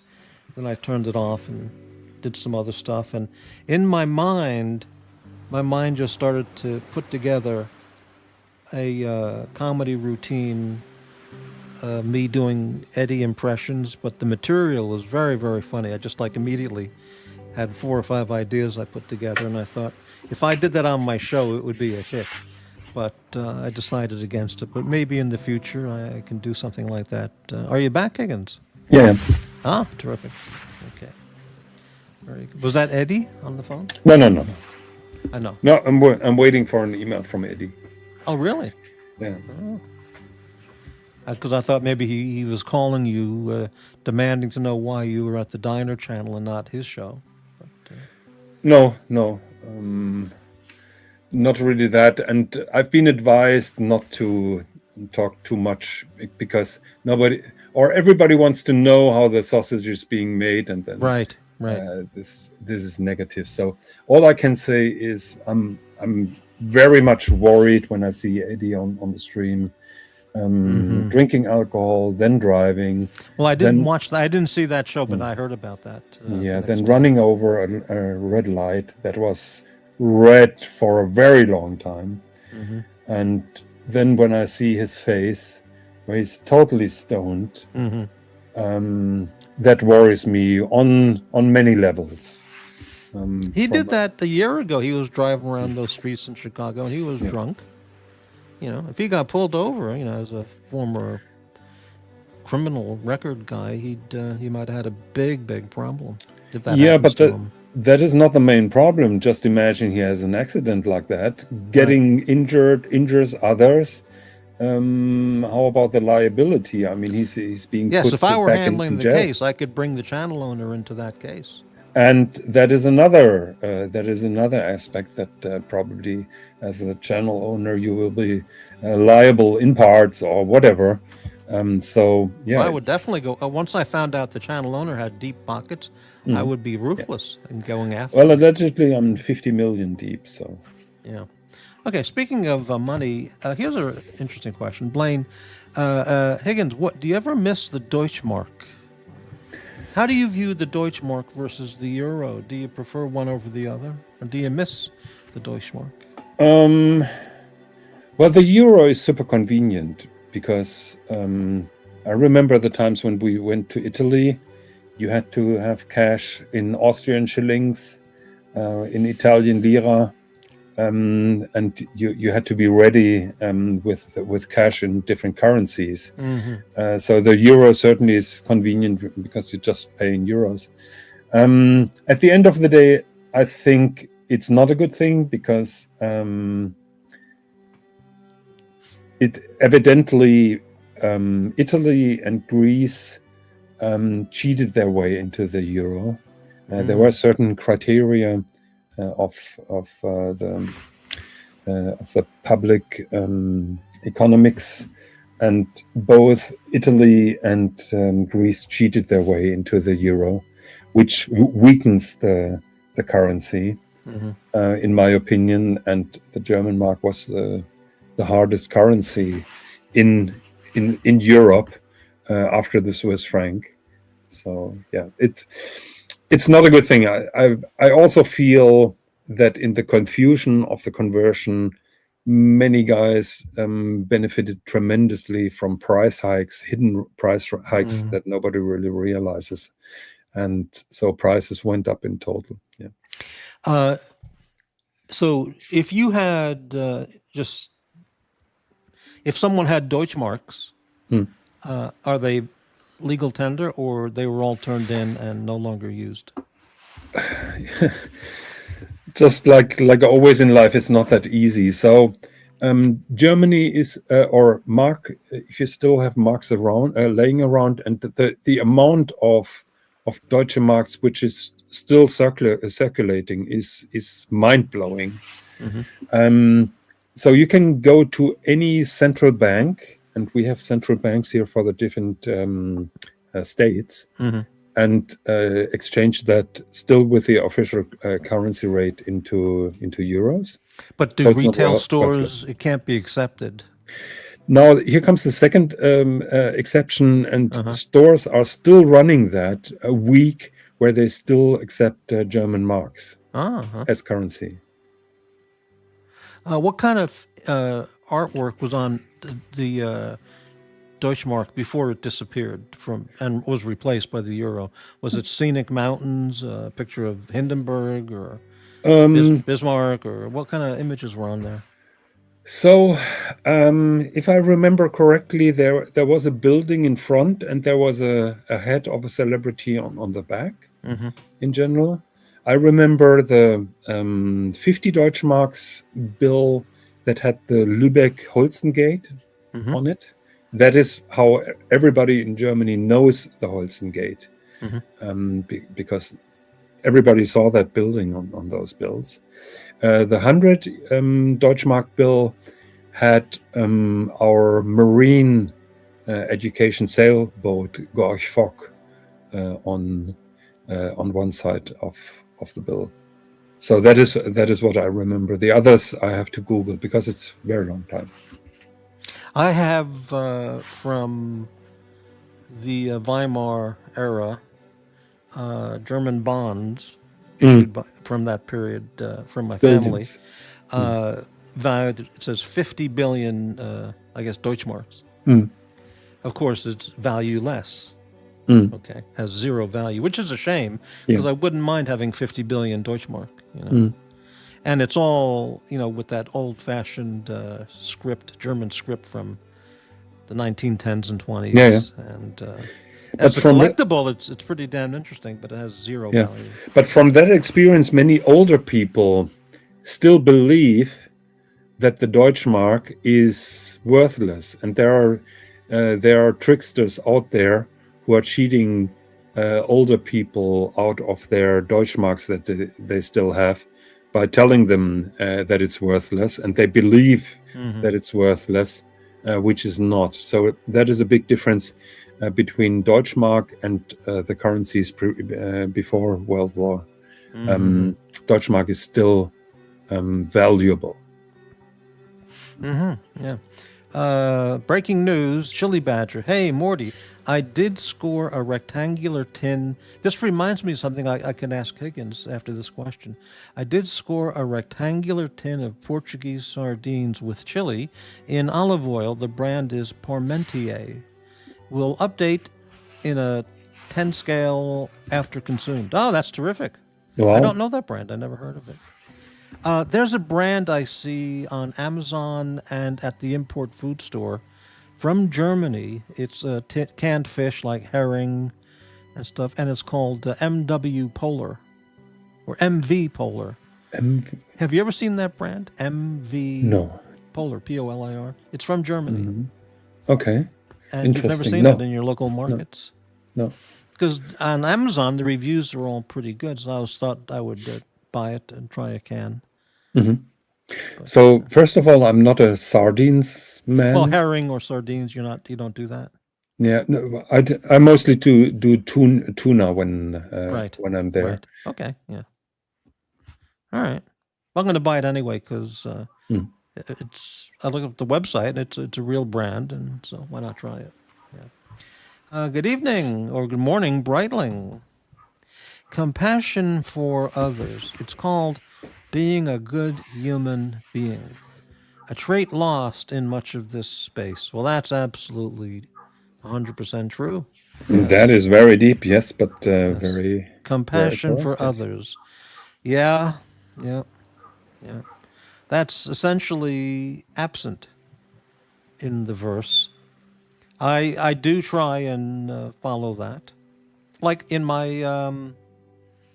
entertaining conversations with Mr. Buck Elf. You know, I don't attack him and scream at him. I don't attack and scream at anybody.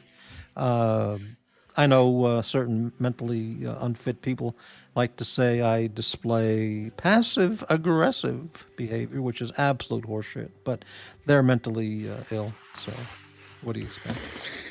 Yeah. I've seen, I'm yeah, I'm not passive aggressive. Believe me, if it's called for, I'm just flat out aggressive.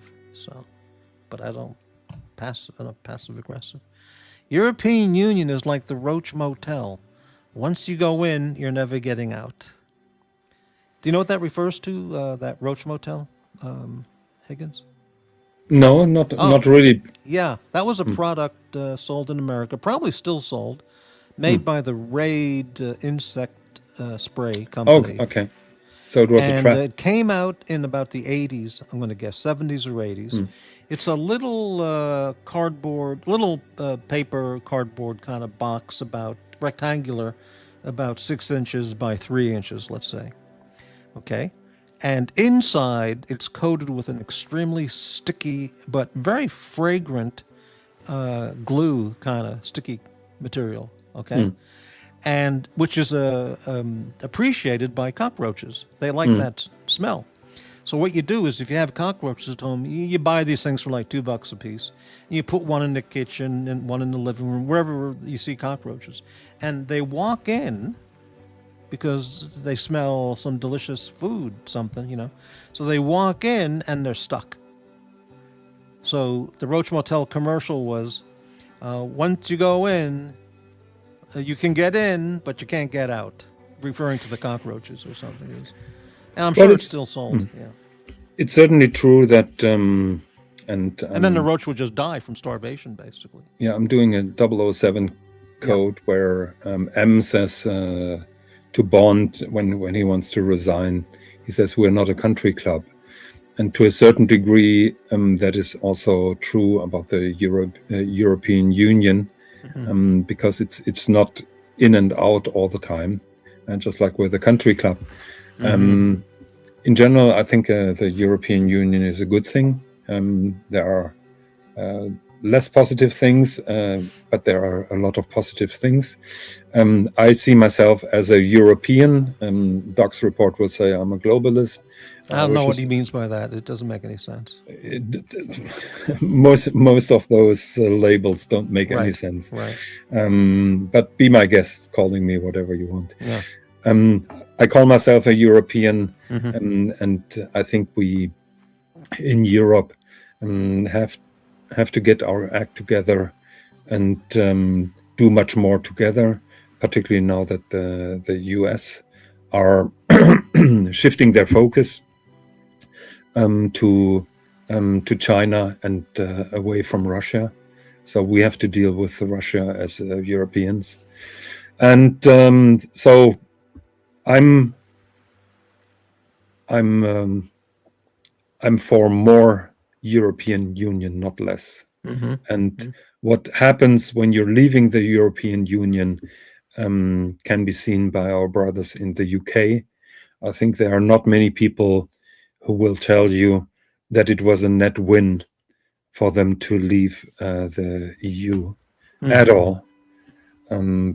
Part of the reason is they have been tremendously misled by a certain party that was heavily supported by Russia, because Russia wants to have Europe as weak as possible. and that means they want the European Union as weak as possible. Right. So any occasion to divide the European Union and the Europeans is very welcome in Mr. Putin's book. So Brexit, leaving the EU, was a big mistake. I think most of the people can agree with that. And I hope that people learn. In my experience, people never learn, and the memory of some people is just shocking. By the way, I sent you a quote. I'm not saying who made that, but I sent you a quote that was a comment in one of the shows. Mm-hmm. Do you remember what I'm referring to? Regarding what specifically? About a guy called Adolf Hitler. A quote. Yeah. How recent was this? Just a couple of days ago. 1 second. Something I wrote? No. Fortunately not. I would not come on your show if you were. Well, I did say I did make a parody of the Ein Reich, Ein Volk, Ein Führer. I changed that into Ein Kanal. What was that? One channel, one leader, one Langa. Okay. Well, that is acceptable. But that was to be witty. Yeah. So I'm reading this quote, and I almost vomited when I'm reading that. And that is from a European. And I lost all the respect for this certain guy. And I'm This losing is someone on the channels or someone in Europe? on one of the channels in the comments. Comments. Right. So I'm quoting. It is a shame that the German generations after World War II were propagandized into hating probably their greatest ever leader. He is turning in his grave at what Germany has done to itself. Mm-hmm. And that was somebody in the verse who wrote that. Would you tell me in the private chat who that was? I sent you the quote with the person who did that. Oh, by email? By email, yeah. Okay, very good. Yeah. I think that is just, I mean, this guy has between, depending on how you count, 30 to 80, 90 million people dead on his CV. And people in our time, 75 years later, are writing such a bullshit, and it's just outraging. And I was hoping that people will learn, but unfortunately, some people don't learn. And I have no understanding for people who tolerate those kind of comments on their show. To be honest. Was that a name behind this quote? Is that a name I would recognize from the verse? Yes. I see. Okay. Yeah. I'll check my email and see when it shows up. Was that a quote by Marge Schott? Wasn't she a racist owner of some baseball team and got fired because she uttered some racist shit like 20 years ago or something? Maybe Cleveland or something. I don't remember. I don't know who Marge Schott is. Yeah, she was a sports owner, sports team owner. No, but I don't care where that quote is coming from. It's just disgusting, revolting, just awful. What awful people we see here. I mean, there is a guy who finds it funny to call me Adolf Hitler. And when I confront the host of the show, he said, "Oh, it's just banter." Right, that's what they always say. It's just banter. Yeah, it's just shits and giggles. Yeah, everything is banter. Everything's shits and giggles. Right. Yeah. Unfortunately, in the UK, a rather large portion of the votes to leave the European Union was cast by xenophobic patrons, many without a passport. Patrons? You mean patriots or patrons? I don't know. A rather large portion of the votes to leave the EU was cast by xenophobic, many without a passport. I will I most of the time agree with Chili Badger. I don't disagree. I don't agree with him here. I think the majority of the vote of UK voters was mainly based on misinformation and demonization. Demonetization? No. Oh, demonization. Demonization. Demonization. Yeah. Yeah. Of the EU in general. Uh-huh. So people have been disinformed, and those disinformation campaigns have been well documented. And we know that Russia paid heavily for Team pro-Brexit. We all know that. And unfortunately, it is not by an elite group. The elite group really deceived the voters against their own interest at the end of the day. But we're talking here too much politics to my taste. So let's go back to the puffins. Puffins, right? Yeah. Have you ever seen a puffin in person? No, unfortunately not. Until a couple of years ago, I had no idea that they even exist. When I met Tanzil in Boston, I took a flight with Iceland Air, and I had a stopover in Iceland, and they had that big billboard that was advertising a trip to one of those puffin colonies. And there was a picture of puffins, and I thought, oh, those are adorable creatures, and took my phone and Googled it and found out that they're puffins. All right. Now, you just reminded me of something by your pronunciation of puffin and the puffin story. In the World War II big budget movie, The Longest Day, with John Wayne and everybody, Richard Burton, I mean, everybody was in that movie, 1964 or 1960, around then, okay? Part of the D-Day landing strategy was, the Canadians will go to this beach, the Americans will go to this beach, and then they're going to have a glider force that are going to land in paratroopers in this location before the landing, so they can prepare things behind the lines. And they had all this stuff.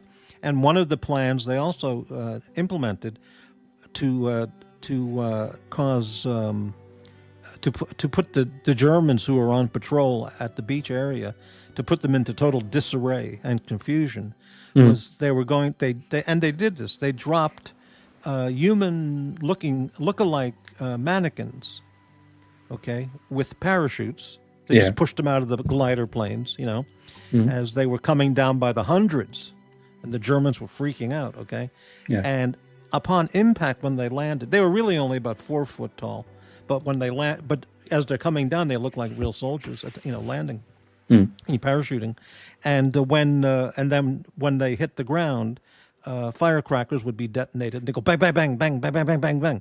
So you'd have hundreds of these mannequin dummies landing, with all these bang, bang, bang sounds going off all over that area. The Germans were freaking out, until they found out that it was just a diversion for something else, while the Germans were all, paying attention to that going on over here. Over there was some other thing going on that they succeeded at. So one of the German soldiers, the next scene in the movie, one of the German soldiers who was there walks into the general's office in some, chateau, where he's at, and he goes, "Look what they're doing! They're landing these by the thousands." And the German general goes, he called it puffin, Puffenhoffen.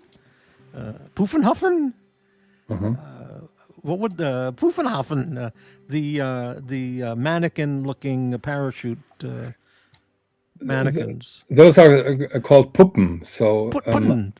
Puppen, yes. Puppen. That was it. Puppen. Yeah.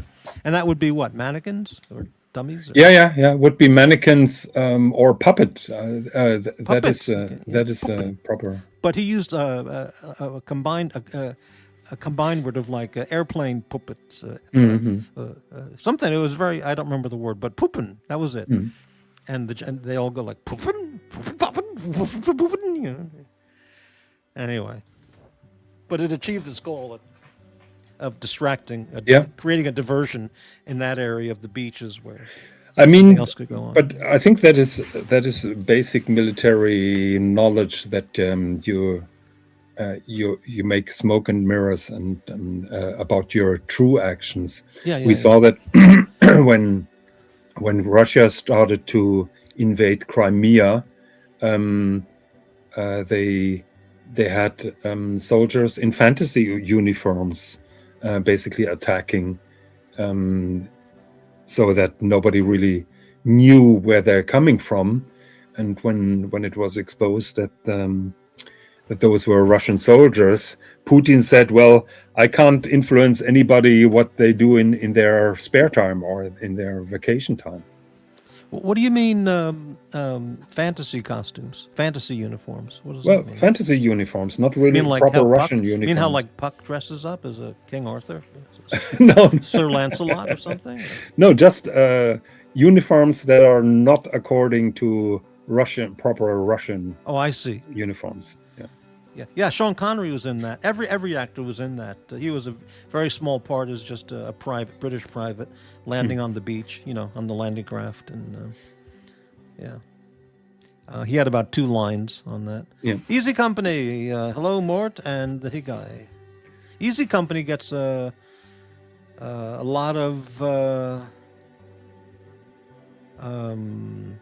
negative comments from a number of the channel hosts. But I don't think and I've heard him say some vile shit, okay?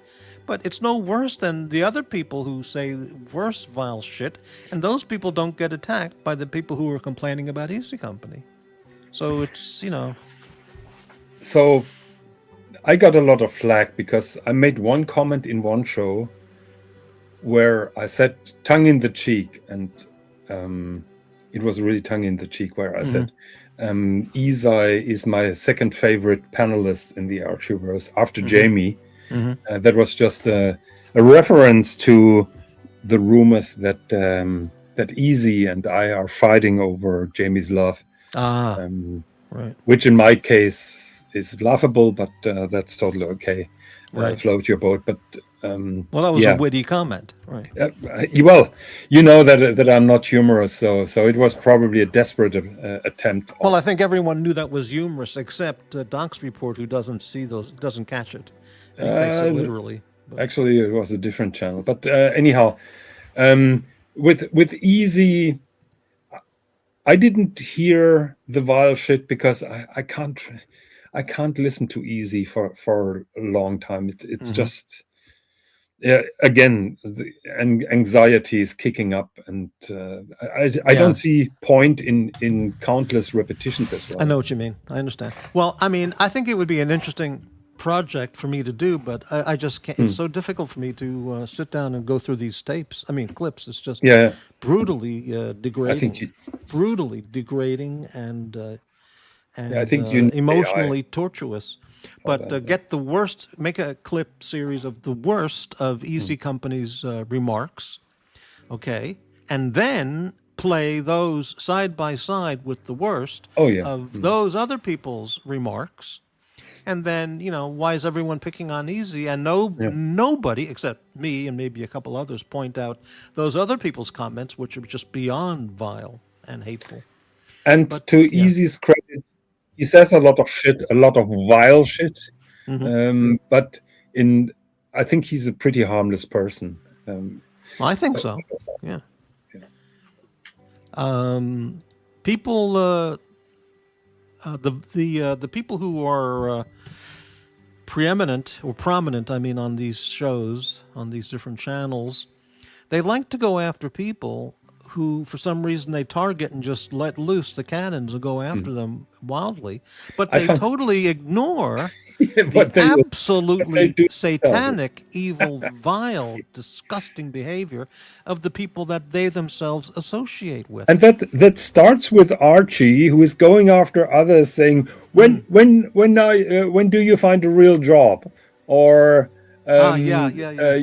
your car is shit while having no car, or whatever. Well, let me tell you this: I'd rather have no car than a BMW 3, a junker like he had.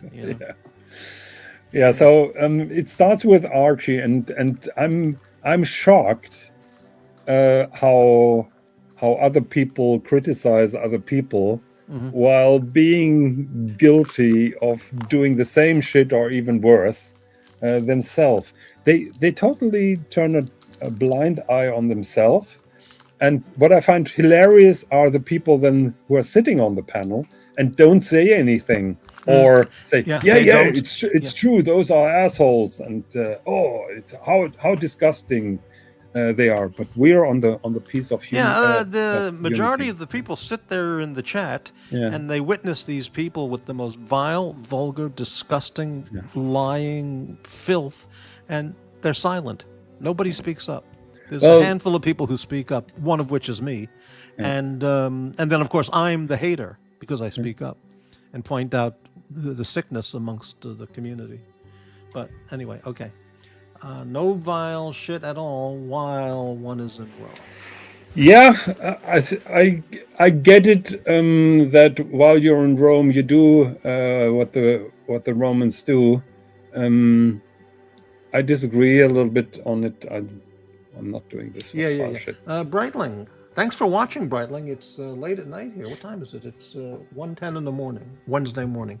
Brightling, there isn't much worse than those that have told others to off themselves or cause harm to others, taking the law into their own hands. Well, that's correct. We know the examples of that. Those people, nobody points that out to them, but they'll pick on other people like Puck or me I will- or, you know. I will extend that a little bit. What I really find difficult is that so many channels basically have one program mocking on other people, but not in a funny way. It's always degrading. It's always putting down. It's always bullying those people. Yeah, but it's banter. It's banter. It's always banter. So it's all It's just shits and giggles. Right? We're Well, you have only to having understand- fun. You have We're to only understand that having a fun. large part of this group in the verse are ex-prisoners, ex-convicts, ex-felons. Okay, seriously, I wrote down a list of 12 people just off the top of my head: ex-felons, convicts, drug dealers, not drug users, drug dealers, heavy-duty felons, okay, and convicts.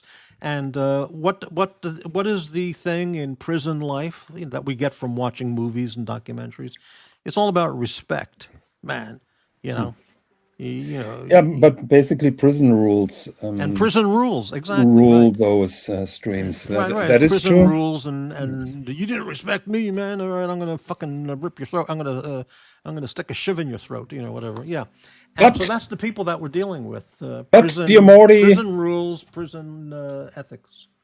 Dear Morty, you many years ago you made things or 2 or 3 streams that I didn't approve with. You were infuriated, but I didn't approve with what you did because it was You really can tell me sometime about that, and I'll explain it, whatever it was.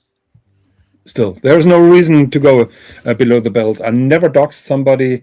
People approached me, oh, you want to have a picture of Pavel, how he looks like, or you want to know who that person is. The only person that I found out was Doc's report because he was going a little bit too far. Well, yeah, I remember what he said. I won't repeat it, but I remember the things he said about you. It was absolutely outrageous and disgusting and deranged. Well, it also had a legal aspect, and Yeah. So Yeah, it was. He was obsessed, and he still is, but that's still is right. Well, he's obsessed with Green Room too. He keeps with many showing people, him I would as, say. he keeps showing him as these romantic characters from literature, like Sir In Lancelot, pantyhose. Robin Hood, pantyhose. You know, and it's quite revealing in a way. You know. Isai, all good. I believe that that at the end of the day, you're a pretty harmless guy. I hope that some of the stuff that is made an accusation against you is not true, and that's it. I've never heard you saying those things, but admittedly, I'm not watching all your shows. I just checked my email. I didn't get anything. Did you send that email of that horrible thing someone said from the community? I can send it again to you if you want. Did you send it to Yeah, the the Proton norm. address? Yeah, Okay, yeah, I didn't have it to was come to me 8th yet. of August, so I'm sending it again. Okay, great. Yeah. All right. Yeah, I'm not I'm not a passive aggressive guy. I mean, if I'm attacked, I retaliate. Not passive aggressive, you know. But anyway. Yeah, I don't approve even. I mean, I've been doxxed and did things like that. I never went that far. For example, doxing dox report. I don't get the doxing, the exposing of people, even when they do. So, for example, I don't approve with the doxing of Bateman, and but Bateman now. Oh, that was disgusting. Yeah, but Bateman finds me now one of the most evil persons. What he doesn't know is I banned people up and down that were using his real name. So I was condemning that all the time, but he finds it funny to throw dirt on me on any possible occasion. And by the way, the Nazi comparisons, he's very much into those. Because he knows that pisses me off. He finds it funny. Just shows how stupid he is. Well, he picks on me sometimes too. But all right, I got an email. Let me take a look here. See what's on there. Probably my email.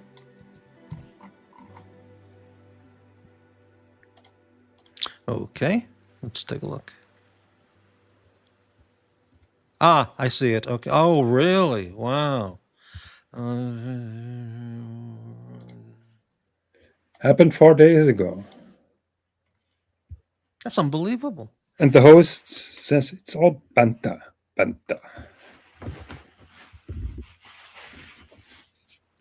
That's really shocking, you know? It's more than shocking. I mean, a lot of things that are going on are shocking, but that's just I wouldn't have revolting. Guessed him, but yeah. Amazing. Can you imagine absolutely amazing. Yeah. Somebody in his clear mind making such a comment? Amazing. Moody Mongol. Hello there. Channels that try to build a whack pack of characters, then using them, parentheses, creating drama with them to try and expand their viewership. Yeah, but what everybody calls drama is not drama. It's just hate and viciousness, harassment and bullying. That's all it is. Okay. Breitling. The danger is for some viewers and hosts on the streams, the sense of reality is blurred and often from psychological and or substance abuse. Banter and crossing a line are very different. Well, you know, there are stories that pop up in the media every once in a while of somebody who has just passed the line of being abused, harassed, and bullied, and trolled to death. And there are cases that come up more than one might expect of people committing suicide from the internet bullying, or people committing homicide, going after the people who just don't stop. And this is a reality. So the line between, it's just YouTube, that doesn't fly. I think Breitling is also making a very good point. If you have scroll down in your mind the hosts of shows in the Archieverse, barely none of them is not under the influence of overdoses of testosterone, abuse of weed. They're all high. They're all high and stoned on high, intensively formulated alcohol, cannabis and drugs. Yeah, alcohol is also yes, a factor, and those people. I'm now using your lingo. Well, those people who engage in that, yeah. Those people criticize people like you and me as boring, and we are, because we're not under the influence of those mind-expanding You're absolutely drugs. right. And let me give an illustration of that, okay? The quote verse is really a state psychiatric institution, okay? Like in the movie Cuckoo's Nest, okay? It's a state mental hospital. And you got all these characters from these different channels in there, and they all get along with each other because, within varying degrees, they're all either sociopaths, psychopaths, paranoid schizophrenics, overtly aggressive from Substance testosterone, abusers. or they're just seriously deranged and also ignorant and anyway, and they all get along and they scream and yell at each other all day long, every day, day after day after day. And then it's forgiven, and next day we move on. Yeah, the next and day, then they same go to shit bed. goes. The nurse comes by and gives them their drugs. They fall asleep. The next morning, they're at it again all day long for 12 hours until the nurse comes by with the drugs for that evening and they go to bed. Now, a guy like me, I'm not part of that. I work in the office. I'm a doctor at the institute, okay? The problem I'm a is doctor. Wait. I'm a doctor at the Psychiatric Institute, all right? 1 second. So The when they problem- see... Yeah, go ahead. The problem is the baseline. Yeah. So the thing is, when they see me there talking to the nurse, calling some things out, they all attack me because I'm not like them. Yeah. And I don't, so they all get together and attack the nurse. They'll attack me. In prison, they go after the warden, the officers in charge of the prison system, because they're not part of that clique of mentally disturbed, deranged people. So, The problem is that the baseline has shifted. You and Yes. I'm pretty sure I can say you and I are not under the influence of drugs, alcohol, or any hormone abuse. Yes.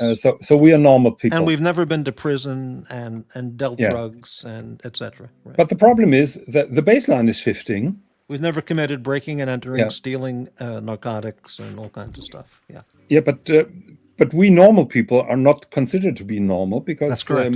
The baseline has shifted Because it's a mental to- hospital. to a degree. Yeah, because the mental hospital is now the baseline. It's a, I did that video. I don't have it on my screen right now. I'd have to re-upload it. And, it's true. That's the way to look at it. I don't think I could get that up here fast enough. But it really highlighted the community. Yeah. Let me see if I can get that up really quickly because it's a great video. There's been a lot of requests to start showing that again, but let me see if I can find it. Might just take a minute. Okay. I'm looking for it.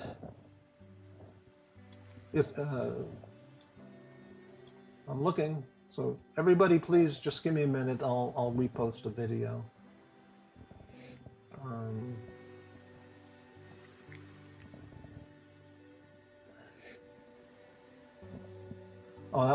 That's a very good one. Okay, right. Oh, these are some great videos. Yeah. Can I find it?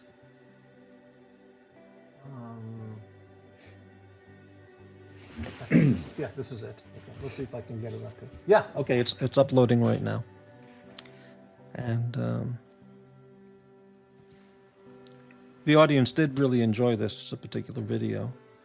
So let me, it'll be ready in just a second, if this works. Doc's report might be watching, and he's saying to himself, doesn't this guy know how to do anything with the computers? That's what he's saying. Yeah, he likes the technology. He likes the technology, right.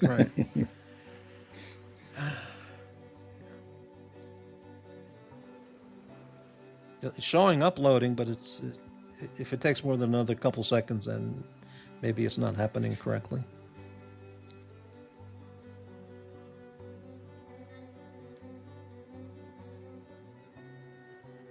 Yeah. Got it. Okay, so let's go ahead and play this video. This will be the first time in many months. Okay. Are you playing clips? Well, this is one of the diner clips. It's not somebody else's clip. Okay. Let me just play Moody Mongol. But wait, doesn't cannabis make you chill and glued to the sofa? Yeah, well, it depends what kind of cannabis you're taking, and the THC level, and And the plant, the flower itself that it comes from, there's all types of varieties that create all kinds of effects. When did it start making people bullies? Well, you're talking about people who are already hateful and deranged and pathological liars. And then when you introduce 50 milligrams of THC and some other shit, they fucking, the insanity just blasts out. I bet they're drinkers who smoke it on the side. As for mental illness, recreational drugs are bad. And Breitling. Some online gathering... Can I comment on Yes, that comment? So I'm not a specialist with THC at all. Yeah. As far as I know, not all cannabis users are chilled and stoned and sitting silently on the sofa. That's correct. It depends a little bit on the mental... Depends on the person's mental state who's using it. Mental and on state. the product that they're using as well. But I think you can't generally say smoking weed, they're very relaxed and calm people. Well, some people are like that, but the other people, you get the mixed bag. All right. Breitling, some online gathering places are for people that are really antisocial in the immediate world. That's correct. These people find common ground and bond with others that are often not accepted in everyday society. 100% true. I've mentioned this point that these people the people who attack me, I have fantastic, if I may say so. I have excellent social skills in public, okay? In business, in public, whatever. And I can talk with anybody and get along just great. But I'm not a prisoner. I'm not folding laundry. I'm not dealing drugs behind the prison bars and having prison sex and in a gang. And I'm not a shot caller, out rule the mountain and all this. And so, those people who I talk about they lack basic or beyond basic social skills. But amongst themselves, since they all have really no social skills out in the real world, they found other people of their like, and they all get along at that same caveman level. Well, I would say, and that is a curse maybe of mankind. Mm-hmm. Any kind of progress in terms of technology is being abused, and social media is being abused by people who basically use it as a bullying tool. Yes. It's that simple. Yeah. Breitling, it shouldn't be a surprise that ex-cons look for commonality in other ex-cons for unacceptable behavior to bond over. Right. Well, that's a prison ritual kind of behavior. Yeah. All right, let's take a quick break here and play a video by popular demand. Even the truly majorly insane have moments of clarity. It is not often, but sometimes they can get it right when they truly know the truth, and it is outwardly communicated outside of the fantasy land in which they live. This is the demented and deranged. A moment of clarity.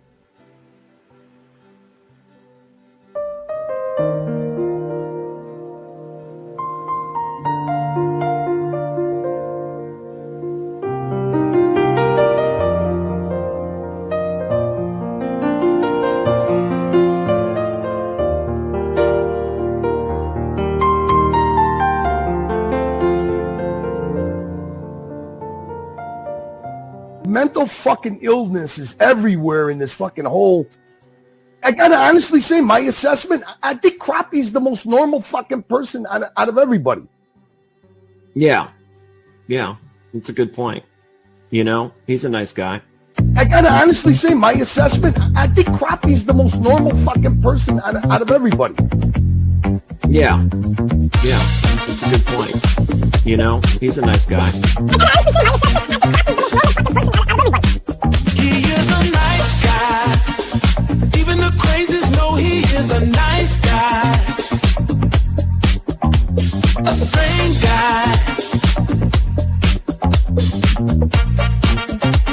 That Morty, he is a nice guy.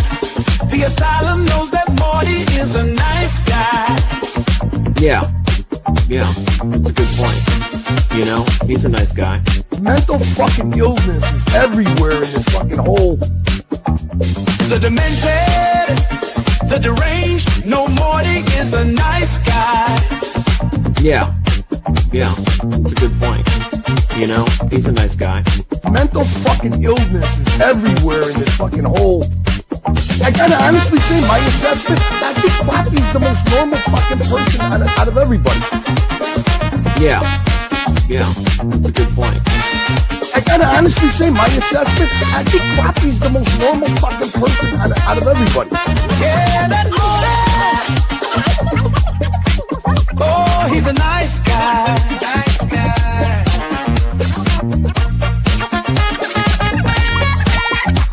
The demented, the deranged, no more. There is a nice guy.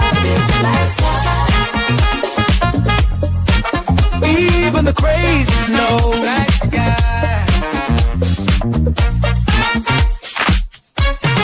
Nice guy. Yeah, what a classic. A great video. Yeah. Hey, Higgins, are you there? Yes, yeah. Yeah. When I used to play that video, I actually heard Doc's report say on his show. He says, I saw this video on Morty's Diner of Nicholas and Curly wearing straitjackets. They've never worn straitjackets. Why are they wearing straitjackets in the video? That doesn't make any sense. He just didn't get it. Yeah. But he's so literal. He just doesn't see. He doesn't understand. Yeah. Doc's masterpiece was just a couple of days ago when. Oh, really? Yeah. When I announced that I bought the dungeon, and I was pretty open about my struggles that Dodger didn't accept it. My intention was to give the dungeon to Dodger, and I was pretty open that this gave me a headache and a problem. Right. And Doc saw some smoke and mirror. I think he was quoting an American general who invented a kind of deceiving maneuver to fool the enemy of your true motives. And it was just hilarious which detours he took in his narrative and in his mind, while I was just straightforward and was just speaking the truth, what my intention was, and what the struggle was that Dodger basically refused my gift 10 hours after the deal was done. Yeah, I'm glad Doc's never worked at the FBI as a criminal criminal profiler. We would be all in if prison. He was in charge of profiling, conducting criminal profiles to help the agents find the people, they'd never catch anybody. Yeah. But I must be very careful talking about dogs because yes. we will see a headline. The Ringer is on again, and right. Taking those things. Okay, Moody Mungle. That's wild to me that a stoner can be a bully. Not something. Well, you have to. Yeah, not something I've ever seen in my life. But you're right. Mental health issues like schizophrenia react bad to cannabis. If you get paranoia, smoke. Well, yeah. If you are paranoid schizophrenic or you're a sociopath and antisocial personality disorder and borderline personality disorder and all kinds of psychological, psychiatric mental conditions, it's a bad combination, The effect is amplified and twisted. Yeah. Moody Mongol, it's funny, while people with forms of schizophrenia, sorry, I don't know, that word is no longer used, react bad to cannabis, doctors now prescribe cannabis for autism. As for them, it helps them. Okay. Yeah. To autistic people, right, okay.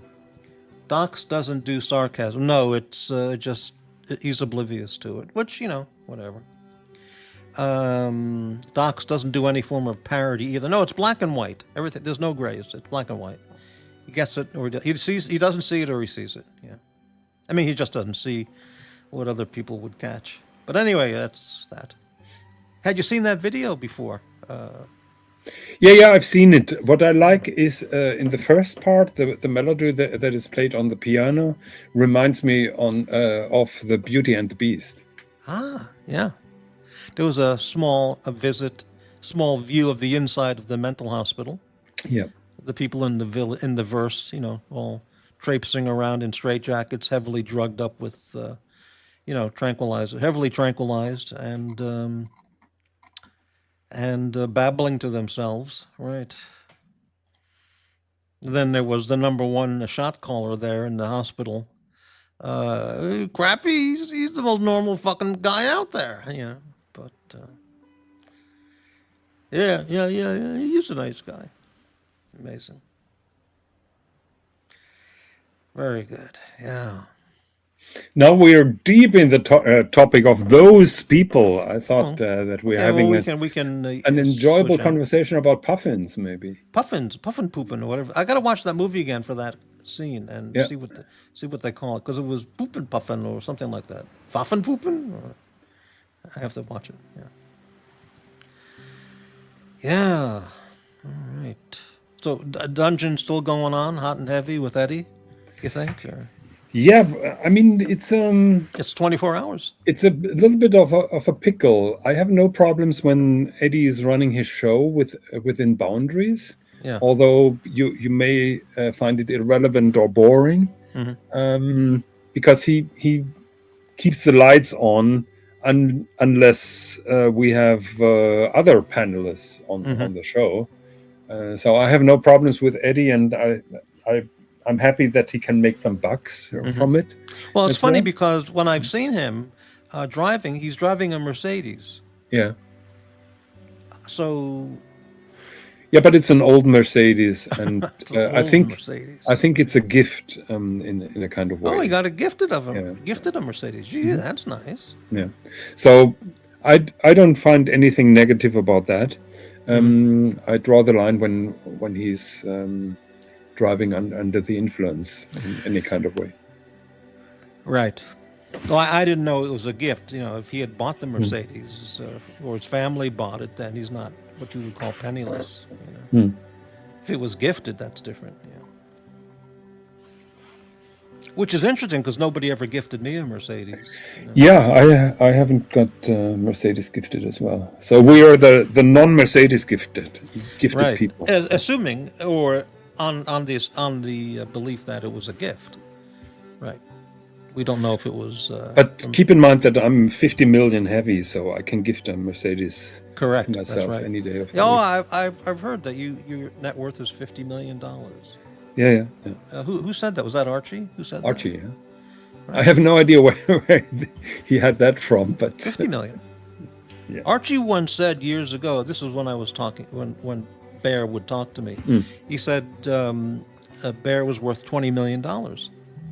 So on some show soon after that, I was asking Bear. I said, "Hey, I heard Archie say that you're worth $20 million. Can you verify this or dismiss it?" He goes, "Well, that's just ridiculous. I mean, it's just ridiculous." I mean, if you look at the statistics of American people, how often do people have trust fund? And if you take the rumors in the Archieverse, we have a lot of trust fund kids. It's Tim Wright being a trust fund kid, Wash Nicholas being a trust fund kid. Who else is a trust fund kid? Oh, I don't know. So I'm probably a trust fund kid with 50 millions. So 50 million. A lot of people having trust funds here. Well, let me ask you a tasteless, tactless question. Ooh. Since I just found out now that you're worth $50 million. Yeah. Being that you're a wealthy guy, a guy like you could buy and sell, not only buy and sell Doc's Report, who's just an EDMM, 2 million. Even a guy like Ozzy Expat, who people say is 5 to 7 million net worth. Well, I have no idea. Okay. Would you consider helping me pay off my dental bill since you have $50 million? I mean, $1,000 gift. I'll pay you back too if you want to. The problem is I don't have those. It's funds. Not liquid. I know. It's all in investments. Yeah, it's all in assets. Yes. It's all in investments that you can't get to. They're tied up for 30 years. Yeah. But I contacted you and I told you that it would be an interesting topic of one of your shows. Yeah. What if I had 50 millions by today at the age of X, so I have 20, 25, 30 years to live. what would I do with it? And It's a great question. Okay, well, the first thing that comes to my mind is, first off, you would take care of any minor stuff. Do you have any bills to pay off? You would certainly do that. oh yeah. But certainly, no, if you have 50 million, you don't have any bills. Okay. Is there a Fabergé egg that you're on the pursuit of, that you're looking for? No, not really, because it would eat out 10, 20 millions out of those 50 Right. millions. So, And we don't want to take 10 million right off the top. yeah, and the enjoyment that I would have from a true Fabergé egg wouldn't be enough to justify this kind of spending. What I would do is I would buy a Porsche 911 Dakar, the car, rally how is version. that different than the base model 911? It is capable of doing off-road to a certain degree, and Really?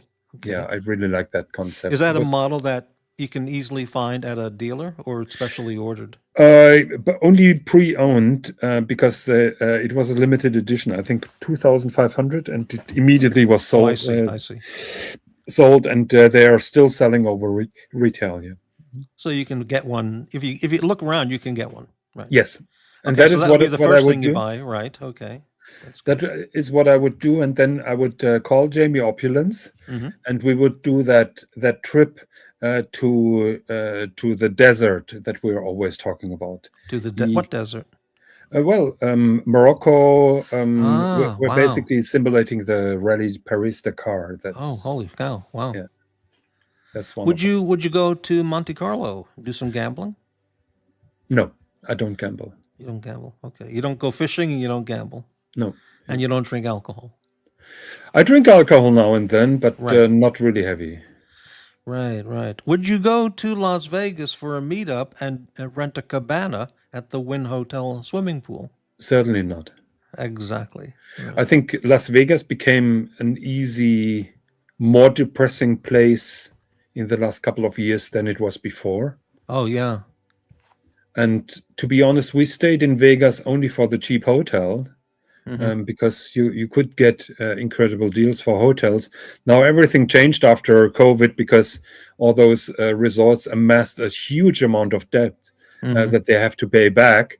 And now the cheap hotels are not there anymore, and you're paying for the parking and stuff. Yeah, like that. I watch there's a couple channels I like to watch sometimes about what's going. They're both hosted by very gorgeous women, and but they're really good hostesses, and they show what's going on in Las Vegas and the prices of, people just don't want to pay $9.50 for a fucking Starbucks coffee, Yeah. or $12.50. It's out of control. Yeah. Okay. Breitling. The thing with the trust fund kid streamers is many have played the poor boy shtick to grift viewers. 100% right. It's a common theme. Well, what comes to mind is I'm the poors. Send money now. I'm the poors. Yeah. While he's driving his Lexus and diddling around in the stock market with 6-figure transactions. I'm the poors. Okay. Moody Mongol. LOL, I have no idea who these people are you're speaking about, but it sounds like my life is brighter because of it. It sounds like people attempting to one-up each other and wallowing in drama. A lot of one-upsmanship, right? Yeah.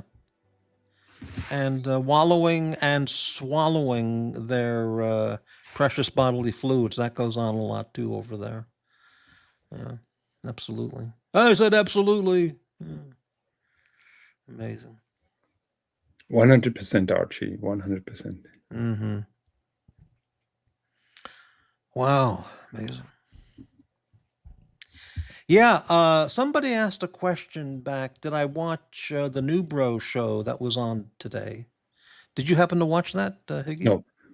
Yeah, I don't know if it's still up. I just happened to watch about 30 seconds to a minute of it. And I would say go over to the New Bro Show channel, anybody, and just watch the first minute. Okay? Just the first minute. Yeah, And I unfriended take it from there. Patrick. Just the first, go to the beginning and watch the first minute. I guess it continues on, but just watch the first minute and you'll get the tone of the show and the mental illness on display. That's, Yeah, I unfriended and blocked Patrick from all communication some time ago, Yeah, and yeah, yeah. he's trying to get me on the show. And I always said no. Okay, car comment.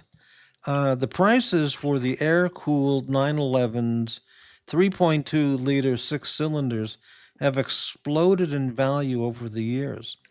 However, they are one classic that can easily be driven daily, probably one of the few.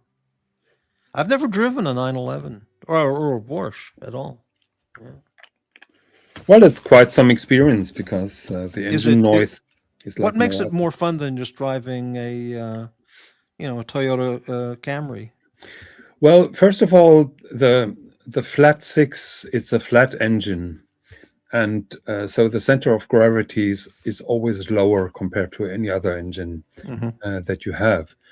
Then the characteristics of the engine and the sound that is changing depending on the rev that you're driving is just amazing. You have a low burble when the revs are low, and at the high end it just screams at you, while having a kind of rotary saw sound in the middle. So it's quite an experience and very emotional experience when you hear those engines sing. Wow, sing. Yeah, there's a well, that's Ferrari. That's not different. You also feel it. That is something that many people who never drove a Porsche didn't experience, because it's not the sound. Actually, you feel something going on behind you, and you can really feel that large amounts of air are intaken by the engine and then being compressed. You feel that. Not only you hear it, you feel it. Yeah, I've never experienced driving a car like that. Yeah.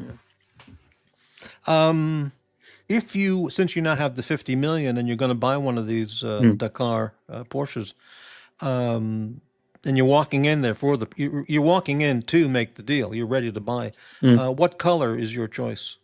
Your first choice? I can show you the color, 1 second. Oh, really? Oh. Because I'm an old-fashioned guy. 1 second, Dakar. Let's go there.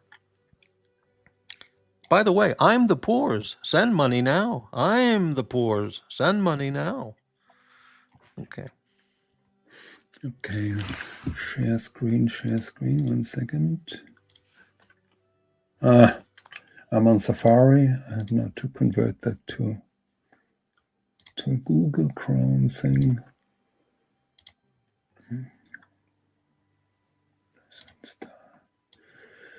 Open it up. Okay. Here we have it. Okay. So this is the colorway that I would choose. Yeah.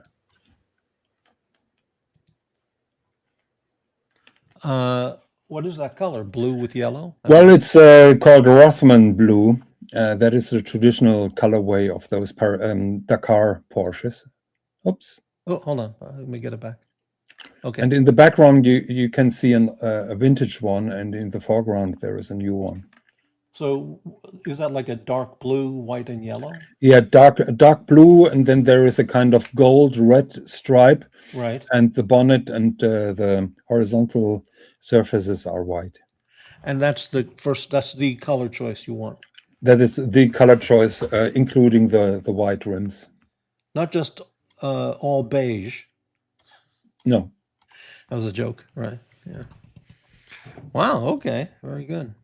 One second, let me check. Gampers. Hey, Gampers. Good morning from New York City. Right. New York is 4:48 in the morning. Yeah. How about that? What's the price of a car like that? Around 300,000 euros. It used to be problem. 220 when it was new. No problem. Now, with the 50 million, do you want to buy a boat? No. No boat? Okay. No, the boat, again, doesn't bring me as much of an enjoyment. So I would consider contacting one of the cruise lines and probably have a lifelong lease on a certain cruise ship. Well, you'd have to hire your own crew. No, I think that is just waste of money when you have a private. Well, you don't yacht. know how to captain a cruise ship, a yacht. No, I would rent a suite on a cruise ship. Oh, I see what you mean. Yeah, That's what I would do. I see. Right. Because the cruise ships are bigger. Then I'm having a butler, but I'm not spending millions per year on Right. those money pits. And your first cruise, where do you want to go? Maldives, Antarctica, Portland. I would love to go back to French Polynesia, so Tahiti, Bora Bora, Fantastic. Right. Moorea. That would be it. Actually, there is one cruise ship which is called the Paul Gauguin that does all those Polynesian Right. islands in a rotary circle. Yeah. Mm-hmm. And you could go there direct from Hamburg? No. Well, if I'm part of technically you could, but yeah. Yeah, so I know that Cunard, I think it's Queen Elizabeth. They go on a world cruise, which usually start in Hamburg or Kiel, and they are then going around the world and visit those places, Hawaii, and then they go to French Polynesia. While you're out there on the ocean enjoying everything, Yep. would you be afraid of being hit by a rogue wave, like one of those 50-foot waves that topple the ship over? Not really. It Well, that's happened. good. Right. It happened some time ago with the Queen Elizabeth II, QE2. She has been hit by a freak wave. What you have I'm not a meteorologist, but I think they were in the middle of a hurricane where that freak wave came from. On a normal cruise ship, the captain will try to go around those hurricanes. Well, the rogue wave, which is a real thing, they just come out of nowhere, and the captain doesn't really have enough time to, in many cases, to take action to survive it, and the ship is just destroyed. As far as I know, freak waves are not coming out of calm seas, so there must be a weather system somewhere where they are then originating from. But I'm not a specialist, so well, me neither. But that's what's trust. they are researching what creates these rogue waves that have whatever. Yeah. Well, how about that? I'm glad you have the 50 million and not one of those other people. Right. Chili Badger, I've never been on a cruise ship. The buffets would keep me happy alone. Yeah, right. Yeah, when you're becoming an experienced cruiser, you're trying to stay away from the buffets because basically you're gaining a lot of weight. And the better food usually is in the restaurants.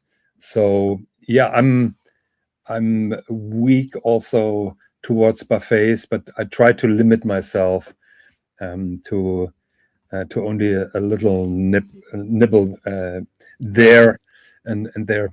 I try to limit myself to the main. Now, what if the buffet, the premium buffet, first class menu, had the currywurst and marzipan all day, all night available? You'd be Actually, in trouble. we were on a cruise where they had currywurst on the Queen Anne that went out from Kiel. Oh my God, yeah. And of course, I had to get it. Not sure if I would eat it every day Right. because things are getting repetitive and boring. Right. But certainly, I mean, when there is currywurst somewhere on the menu, You're going to sniff it out. You go, wait a minute. I smell currywurst. definitely, yeah. Amazing. Yeah. Are there German cruise lines that like Cunard and the Love Boat, whatever, the Princess Cruise Lines? Are there German cruise lines that? I think there is one proper German cruise line left, which is Hapag-Lloyd. They have two very exclusive ships where you can stay for around $1,000 per night. That is usually what you're paying on those super high-end cruise ships. Mm-hmm. Other than that, we have AIDA cruises, but that is part of Carnival Group. So all the other cruise Carnival, lines, right? Yeah. are part of American cruise lines. Right. Well, I'm going to tell you, it's been a 3-hour show. I'm delighted that you stopped by. It was really outstanding chat tonight, and comments from the viewers, all 2 of them. Right now, 17 viewers, and again, we're maintaining a course. Not one channel donation, not even 49 cents, Cash App, Ko-Fi, or PayPal. Zippo, nothing. I have a question. Yeah, You yeah. lost monetization, or you turned it off? Well, I just don't see the need for it. It's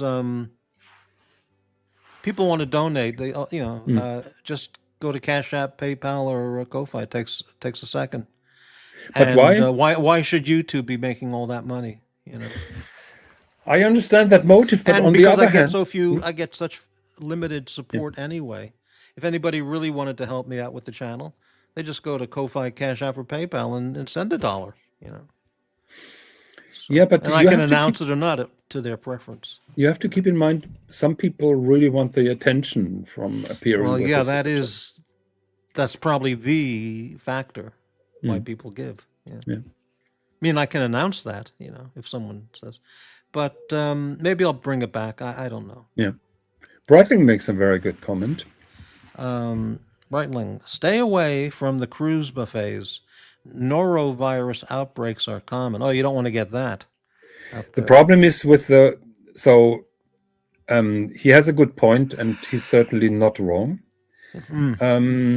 So many of the cruise lines that we are using now have a hand wash station at the entrance of the buffet.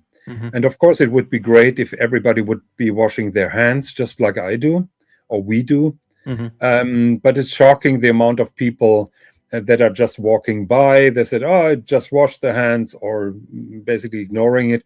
What's even more shocking is the bathrooms are close by those hand wash stations. And when I'm visiting the lavatory, I'm seeing very often people not washing their hands, walking straight to the buffet without using the hand wash station. Savages. Just savages. And then grabbing those utensils and Right. Then grab the food. That sounds like what the people on these channels, that's how they behave, Yeah.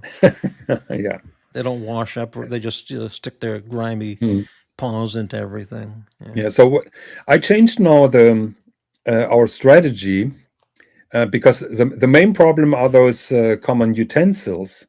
So we are washing our hands when we enter the buffet, but we are sanitizing our hands after we chose our food with the utensils that everybody is touching. So we are using alcohol disinfectant before we grab our cutlery to eat the food. Then Right. And Chili Badger affirms that, yes, I see it all the time. Right. Yeah. Just disgusting. Also, when you're in a restaurant and people are just leaving the loo without washing their hands. Oh, yeah. It's just. Well, I see similar things at the supermarket. For example, in the bakery section, sometimes it's usually an older woman. Well, in fact, every time I've seen it, it's like a 50 to 60-year-old woman. She'll be there where they have, bread items and cookies and stuff. And instead of getting a piece of paper, which is available right next to the display, and picking out a cookie from the pile of cookies, they just use their hands and filter through the cookies, and then they pick one. Or when they have the salad bar thing, they'll use their hands and stick their hands into the carrot holder.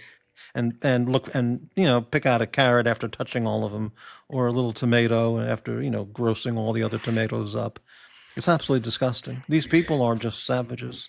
There is a recent development now that everybody's carrying their water bottles around. People are filling up their water bottles on those dispensers that you find in the buffet. And there are signs all over it. Don't do it because of hygiene reason. And my pet peeve is when they're refilling those water bottles then even though on the dispensers, and the dispenser is touching the mouthpiece. Yeah. And on our last cruise, I called somebody out, and he was yelling back at me, and he touched the dispenser with his mouthpiece, and I called somebody who had to close the station and get it cleaned. And I told him, well, look what happens now, just because you're inconsiderate and being selfish. Why don't you use a normal glass, pour the drink in the glass, and then fill up your water bottle if you really have to? Because you're talking to an ex-felon, prison convict, and that's how they did it back in prison, man. Yeah. So, yeah. Even at the airport, you wash your hands a lot. Yeah, right. I mean, those planes are filthy because nobody's really cleaning them. Oh, yeah. Cruise ships put 1,000 or so people in one location like that. With buffets, the inevitable happens. You learn pretty quickly most people are not very good at cleanliness. Absolutely. Indeed. Yeah. All right. 3-hour show. How can people be so selfish and inconsiderate? Those people. Yeah, those people, right? Chili Badger, I got very bad toilet trouble after 12 hours of visiting Kowloon. It did go and never came back. Could be water or salad or I don't know, but I like authentic street-type restaurants, right? Yeah, and those street-type restaurants are getting less and less now in Hong Kong because there are they upped the hygiene standard, particularly after the reopening after COVID, dramatically. And of those old authentic street type restaurants can't really keep up with that, and basically then closing down. It's a big problem in Hong Kong because very difficult to find an authentic old street type restaurant anymore. They're all franchises or all very modern type of restaurants, and they are certainly lacking that atmosphere. Yeah, well, Moody and Mongol is right. How can people be so selfish and inconsiderate? It's easy. They don't even know that they are being that. Total lack of self-awareness, right? Well, they have no manners in their life, at home or outside. Then they're just animals, savages. Yeah. I nearly purchased a wicker basket to empty myself quickly whilst in a market when it struck. You said whilst. That's very nice to see that. Yeah, Chile, that is what plastic bags are for. You don't need a bucket. Right. Hey, we got a guest. Another guest. You have, this is I. Hey, Dodger. How you doing? Another savage. Another savage, right. Good morning from Poland and good morning from Germany too. Yeah. Hey, Dodger, you naughty boy. I'm just preparing to cut the grass. I was going to do some fantastic content of grass cutting. Weeds. Detritus. Is that all your land? Land, yeah, land. Wow. Gee, you're rich. In my No, address... I'm broke as pocus. No, I lent all my money. Well, Jamie went broke, as Archie said. Jamie went broke, but I've had to sell up all my watches and everything. I had to lease this back to help Jamie out, you see, because we're both now. Like Archie said, we're broke as pokers. Wow. We're pokers. We're brokers. So, Morty, a true story. In my address book, the Dodger is being named the Duke of Dodger, landlord and lover of shitters. That is his true title in my address book. Lover of shitters, yeah, sure. Yeah. But they say heaters or shitters. I'll tell you what, I'm really pissed off. You see all these weeds? The banned, right? The EU bureaucracy has banned bloody Roundup, glycophosphate. My only option is to pour diesel all over it. What do you reckon I should do? Diesel? Burn the fucker down. Burn it down. It's your land. Can you burn it all? Yeah, but last time I set fire to this place, I did, right? Don't say anything. I said, it must have been a stray spark from somebody. I burnt all this down by accident when I was burning this. Shit. It's got All these trees got savaged. Luckily, the grower said, "You'll have to pay for each one of these trees." And I said, "Well, it wasn't me. It was a stray spark from somewhere." I Bloody hell. couldn't burn this down because I would think of all the hedgehogs that are sitting there. No, And I wouldn't. No, come on. Let's go hedgehog. Hang on, where's the hedgehog going to live?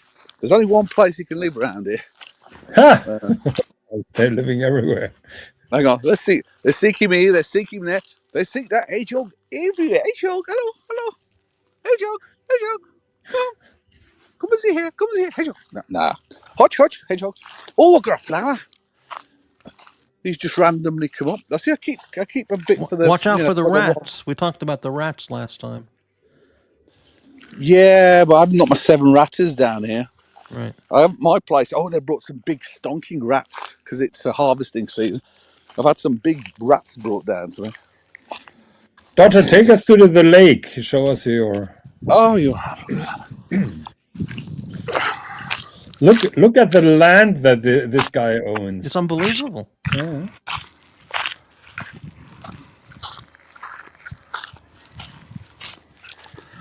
I envision Daughter and me sitting at that porch, cracking some beers, and just have a look at the. Oh, lake. go out on the boat. I picture you and Goldfinger sitting there having a mint julep, actually. Yeah, but then being eaten up by the mosquitoes, probably. Right. Now, what do you Now, reckon? that lake, Dodger, that lake, you own that whole lake too, I suppose. I own this up to the lake, yeah. Right. So what do you reckon? This thing keeps putting these pine cones down. Do you think I should chop this tree down because it's a nuisance because it drops pine cones? Well, I think the tree is terrific. Gives you a lot of shade. It gives you let's shade chop it down for firewood. What the hell? Wow. I keep having to blow these pine cones away, you see. It's work.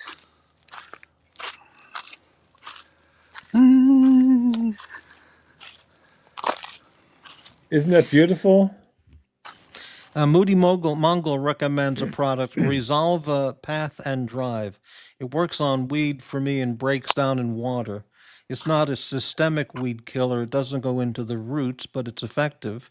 I think it's a vinegar-based weed killer. Yeah, weed killer. Yeah, I've ordered 100 litres of 80% acetic acid and a load of road salt, yeah? I'm going to make a mixture of road salt and acetic acid at 50%. It should nuke everything.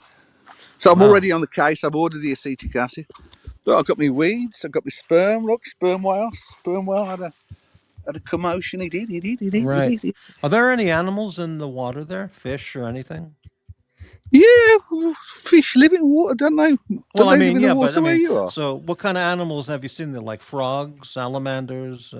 Yeah, lizards, wolves, beavers, bastard beavers. Yeah, I'll show you what they do. They come and steal my trees. They come and steal my trees. They build dams because it's a river that runs in and a river that runs out of the lake. So they build dams. That's what beavers do. They came and topped my trees off. I wonder, well, some nasty neighbour did. No. They've grown back. They know what they're doing. They're taking the tops of these trees off. But they've grown back quite a lot. Yeah, they've grown back. So they know what they're doing. I mean, they didn't kill the trees when I took the tops off, but Right. I mean, they've come back. Amazing. Oh, amazing. Yeah, so anyway, it's up for sale. Anybody wants to buy it? You got a possible buyer. I have 50 million to spend. You have. You got right. Your money's no good. Possible buyer from Breitling. How many acres of serenity are there? Hang on, this bit here is one. This is 500 square meters, and the other one's about 490 square meters. So you got 1,000 square meters.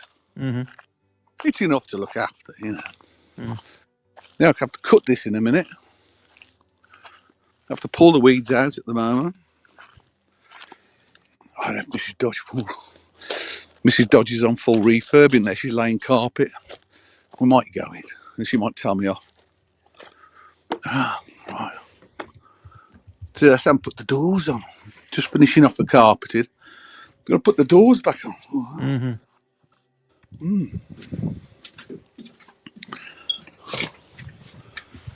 I'm just coming in to show Morty and Iggy the work. I won't show you. Yeah, so new floor down. New floor Is there an down. issue with New... carpet beetles now that you have fresh carpet? No, carpet beetles. Come on. Dodge don't have them. Oh, cake? No, that's not cake. That's styrofoam. Can't eat that. Yeah, so busy. Busy. Carpet Yeah, down. that's my guest room here. Yeah, I've been told to go away. No, I'm not showing you. She's on her knees doing the carpet. Yeah, working. Yeah, I would have been working. Hey, Mrs. They interrupted Dodger. my I mowing. managed to get out of work anywhere. No. Anyway, I'll sort the bedroom out.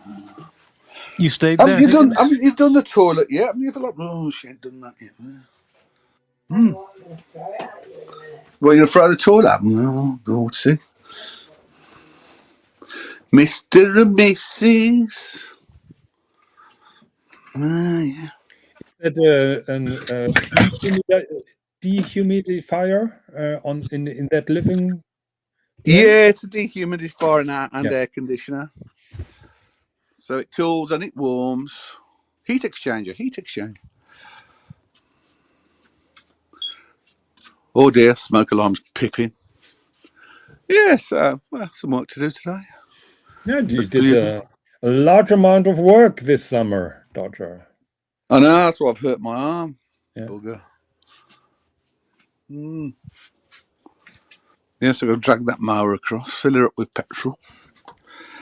I'm going to go for a walk. Right, carry on talking. What you been talking about? The dungeon and stuff, what you been talking about? We were about to go and close this fucker down, but the last topic was cruise ships and getting the shits from cruise ships. We could stick a cruise ship on here, you know. Yeah. We could run cruises. Yeah. You get all those rich tourist German tourists here. Yeah. Get a little cruise ship going. You could build a Noah's Ark right there on that path, and then just wait for the big. We do have a Noah's Ark. Wait for the big event. Yeah.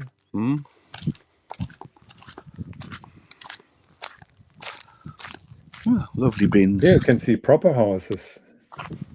Oh yeah, proper houses cropping up all over the place. Yeah, they're invested a lot, you know. I mean, have those proper houses been affected by those floodings, or were some they have, safe? yeah, one or two too close to the water, have you? Okay. Oops.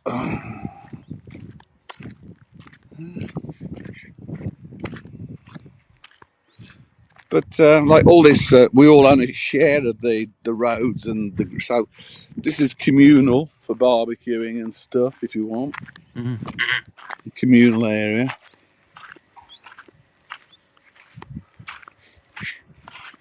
Not that we do that much here. The pedalos up there you can hire. Is that a basketball court or is that a satellite antenna? Where what? Here. Oh, that's just satellite TV, isn't it? Okay.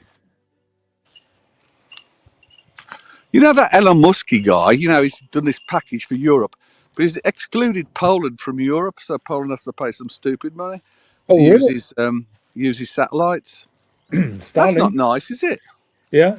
That's racialist. He's a racialist. Why is that? Did he give any reason for No, that? he's been asked for reasons for it, yeah. He's asked why. Why do Polacks have to pay more for his X, whatever it is, his SpaceX or whatever the garbage is? Well, you Polacks are rich because you receive so much money from the EU, so. And all the cars we stole from Germany, don't we? This guy, this guy, he's a big dealer in German cars. All stolen, of course. Hey, we make money, yeah. Way back when the three of us were talking, didn't you talk about a story of Polish people on the German border used to just throw all their trash over the border into Germany? No, Germany sends its trucks of trash over here, but helped by Poles to dispose of their trash. So the Germans dump their trash across the border into Poland. Truckloads and truckloads get stopped coming over. It's good business here for Poles. They just dig a hole in the back garden, get a German truck full of German rubbish, and then bury it. Mm-hmm. So the system is they charge a lot from German consumer to discard of the rubbish. Then they put it on the truck. drive it to Poland, dig a hole, and dispose it there. Yeah. Yeah. Well, not all the trash, but they regularly catch the trucks. It's always in the news. Yeah. How about your search for a new car? Oh, I haven't done anything. I was going to wait till this one dies. Yeah.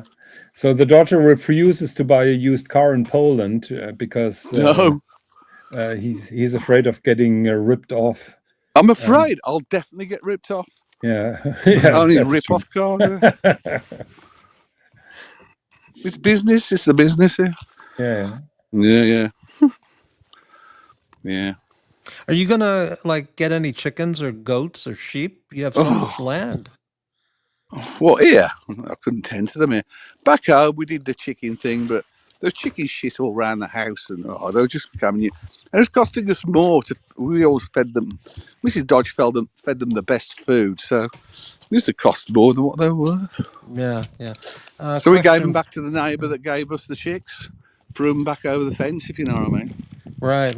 Crappy, do you have a link to find your graveyard story? They've probably gone into chicken soup by now.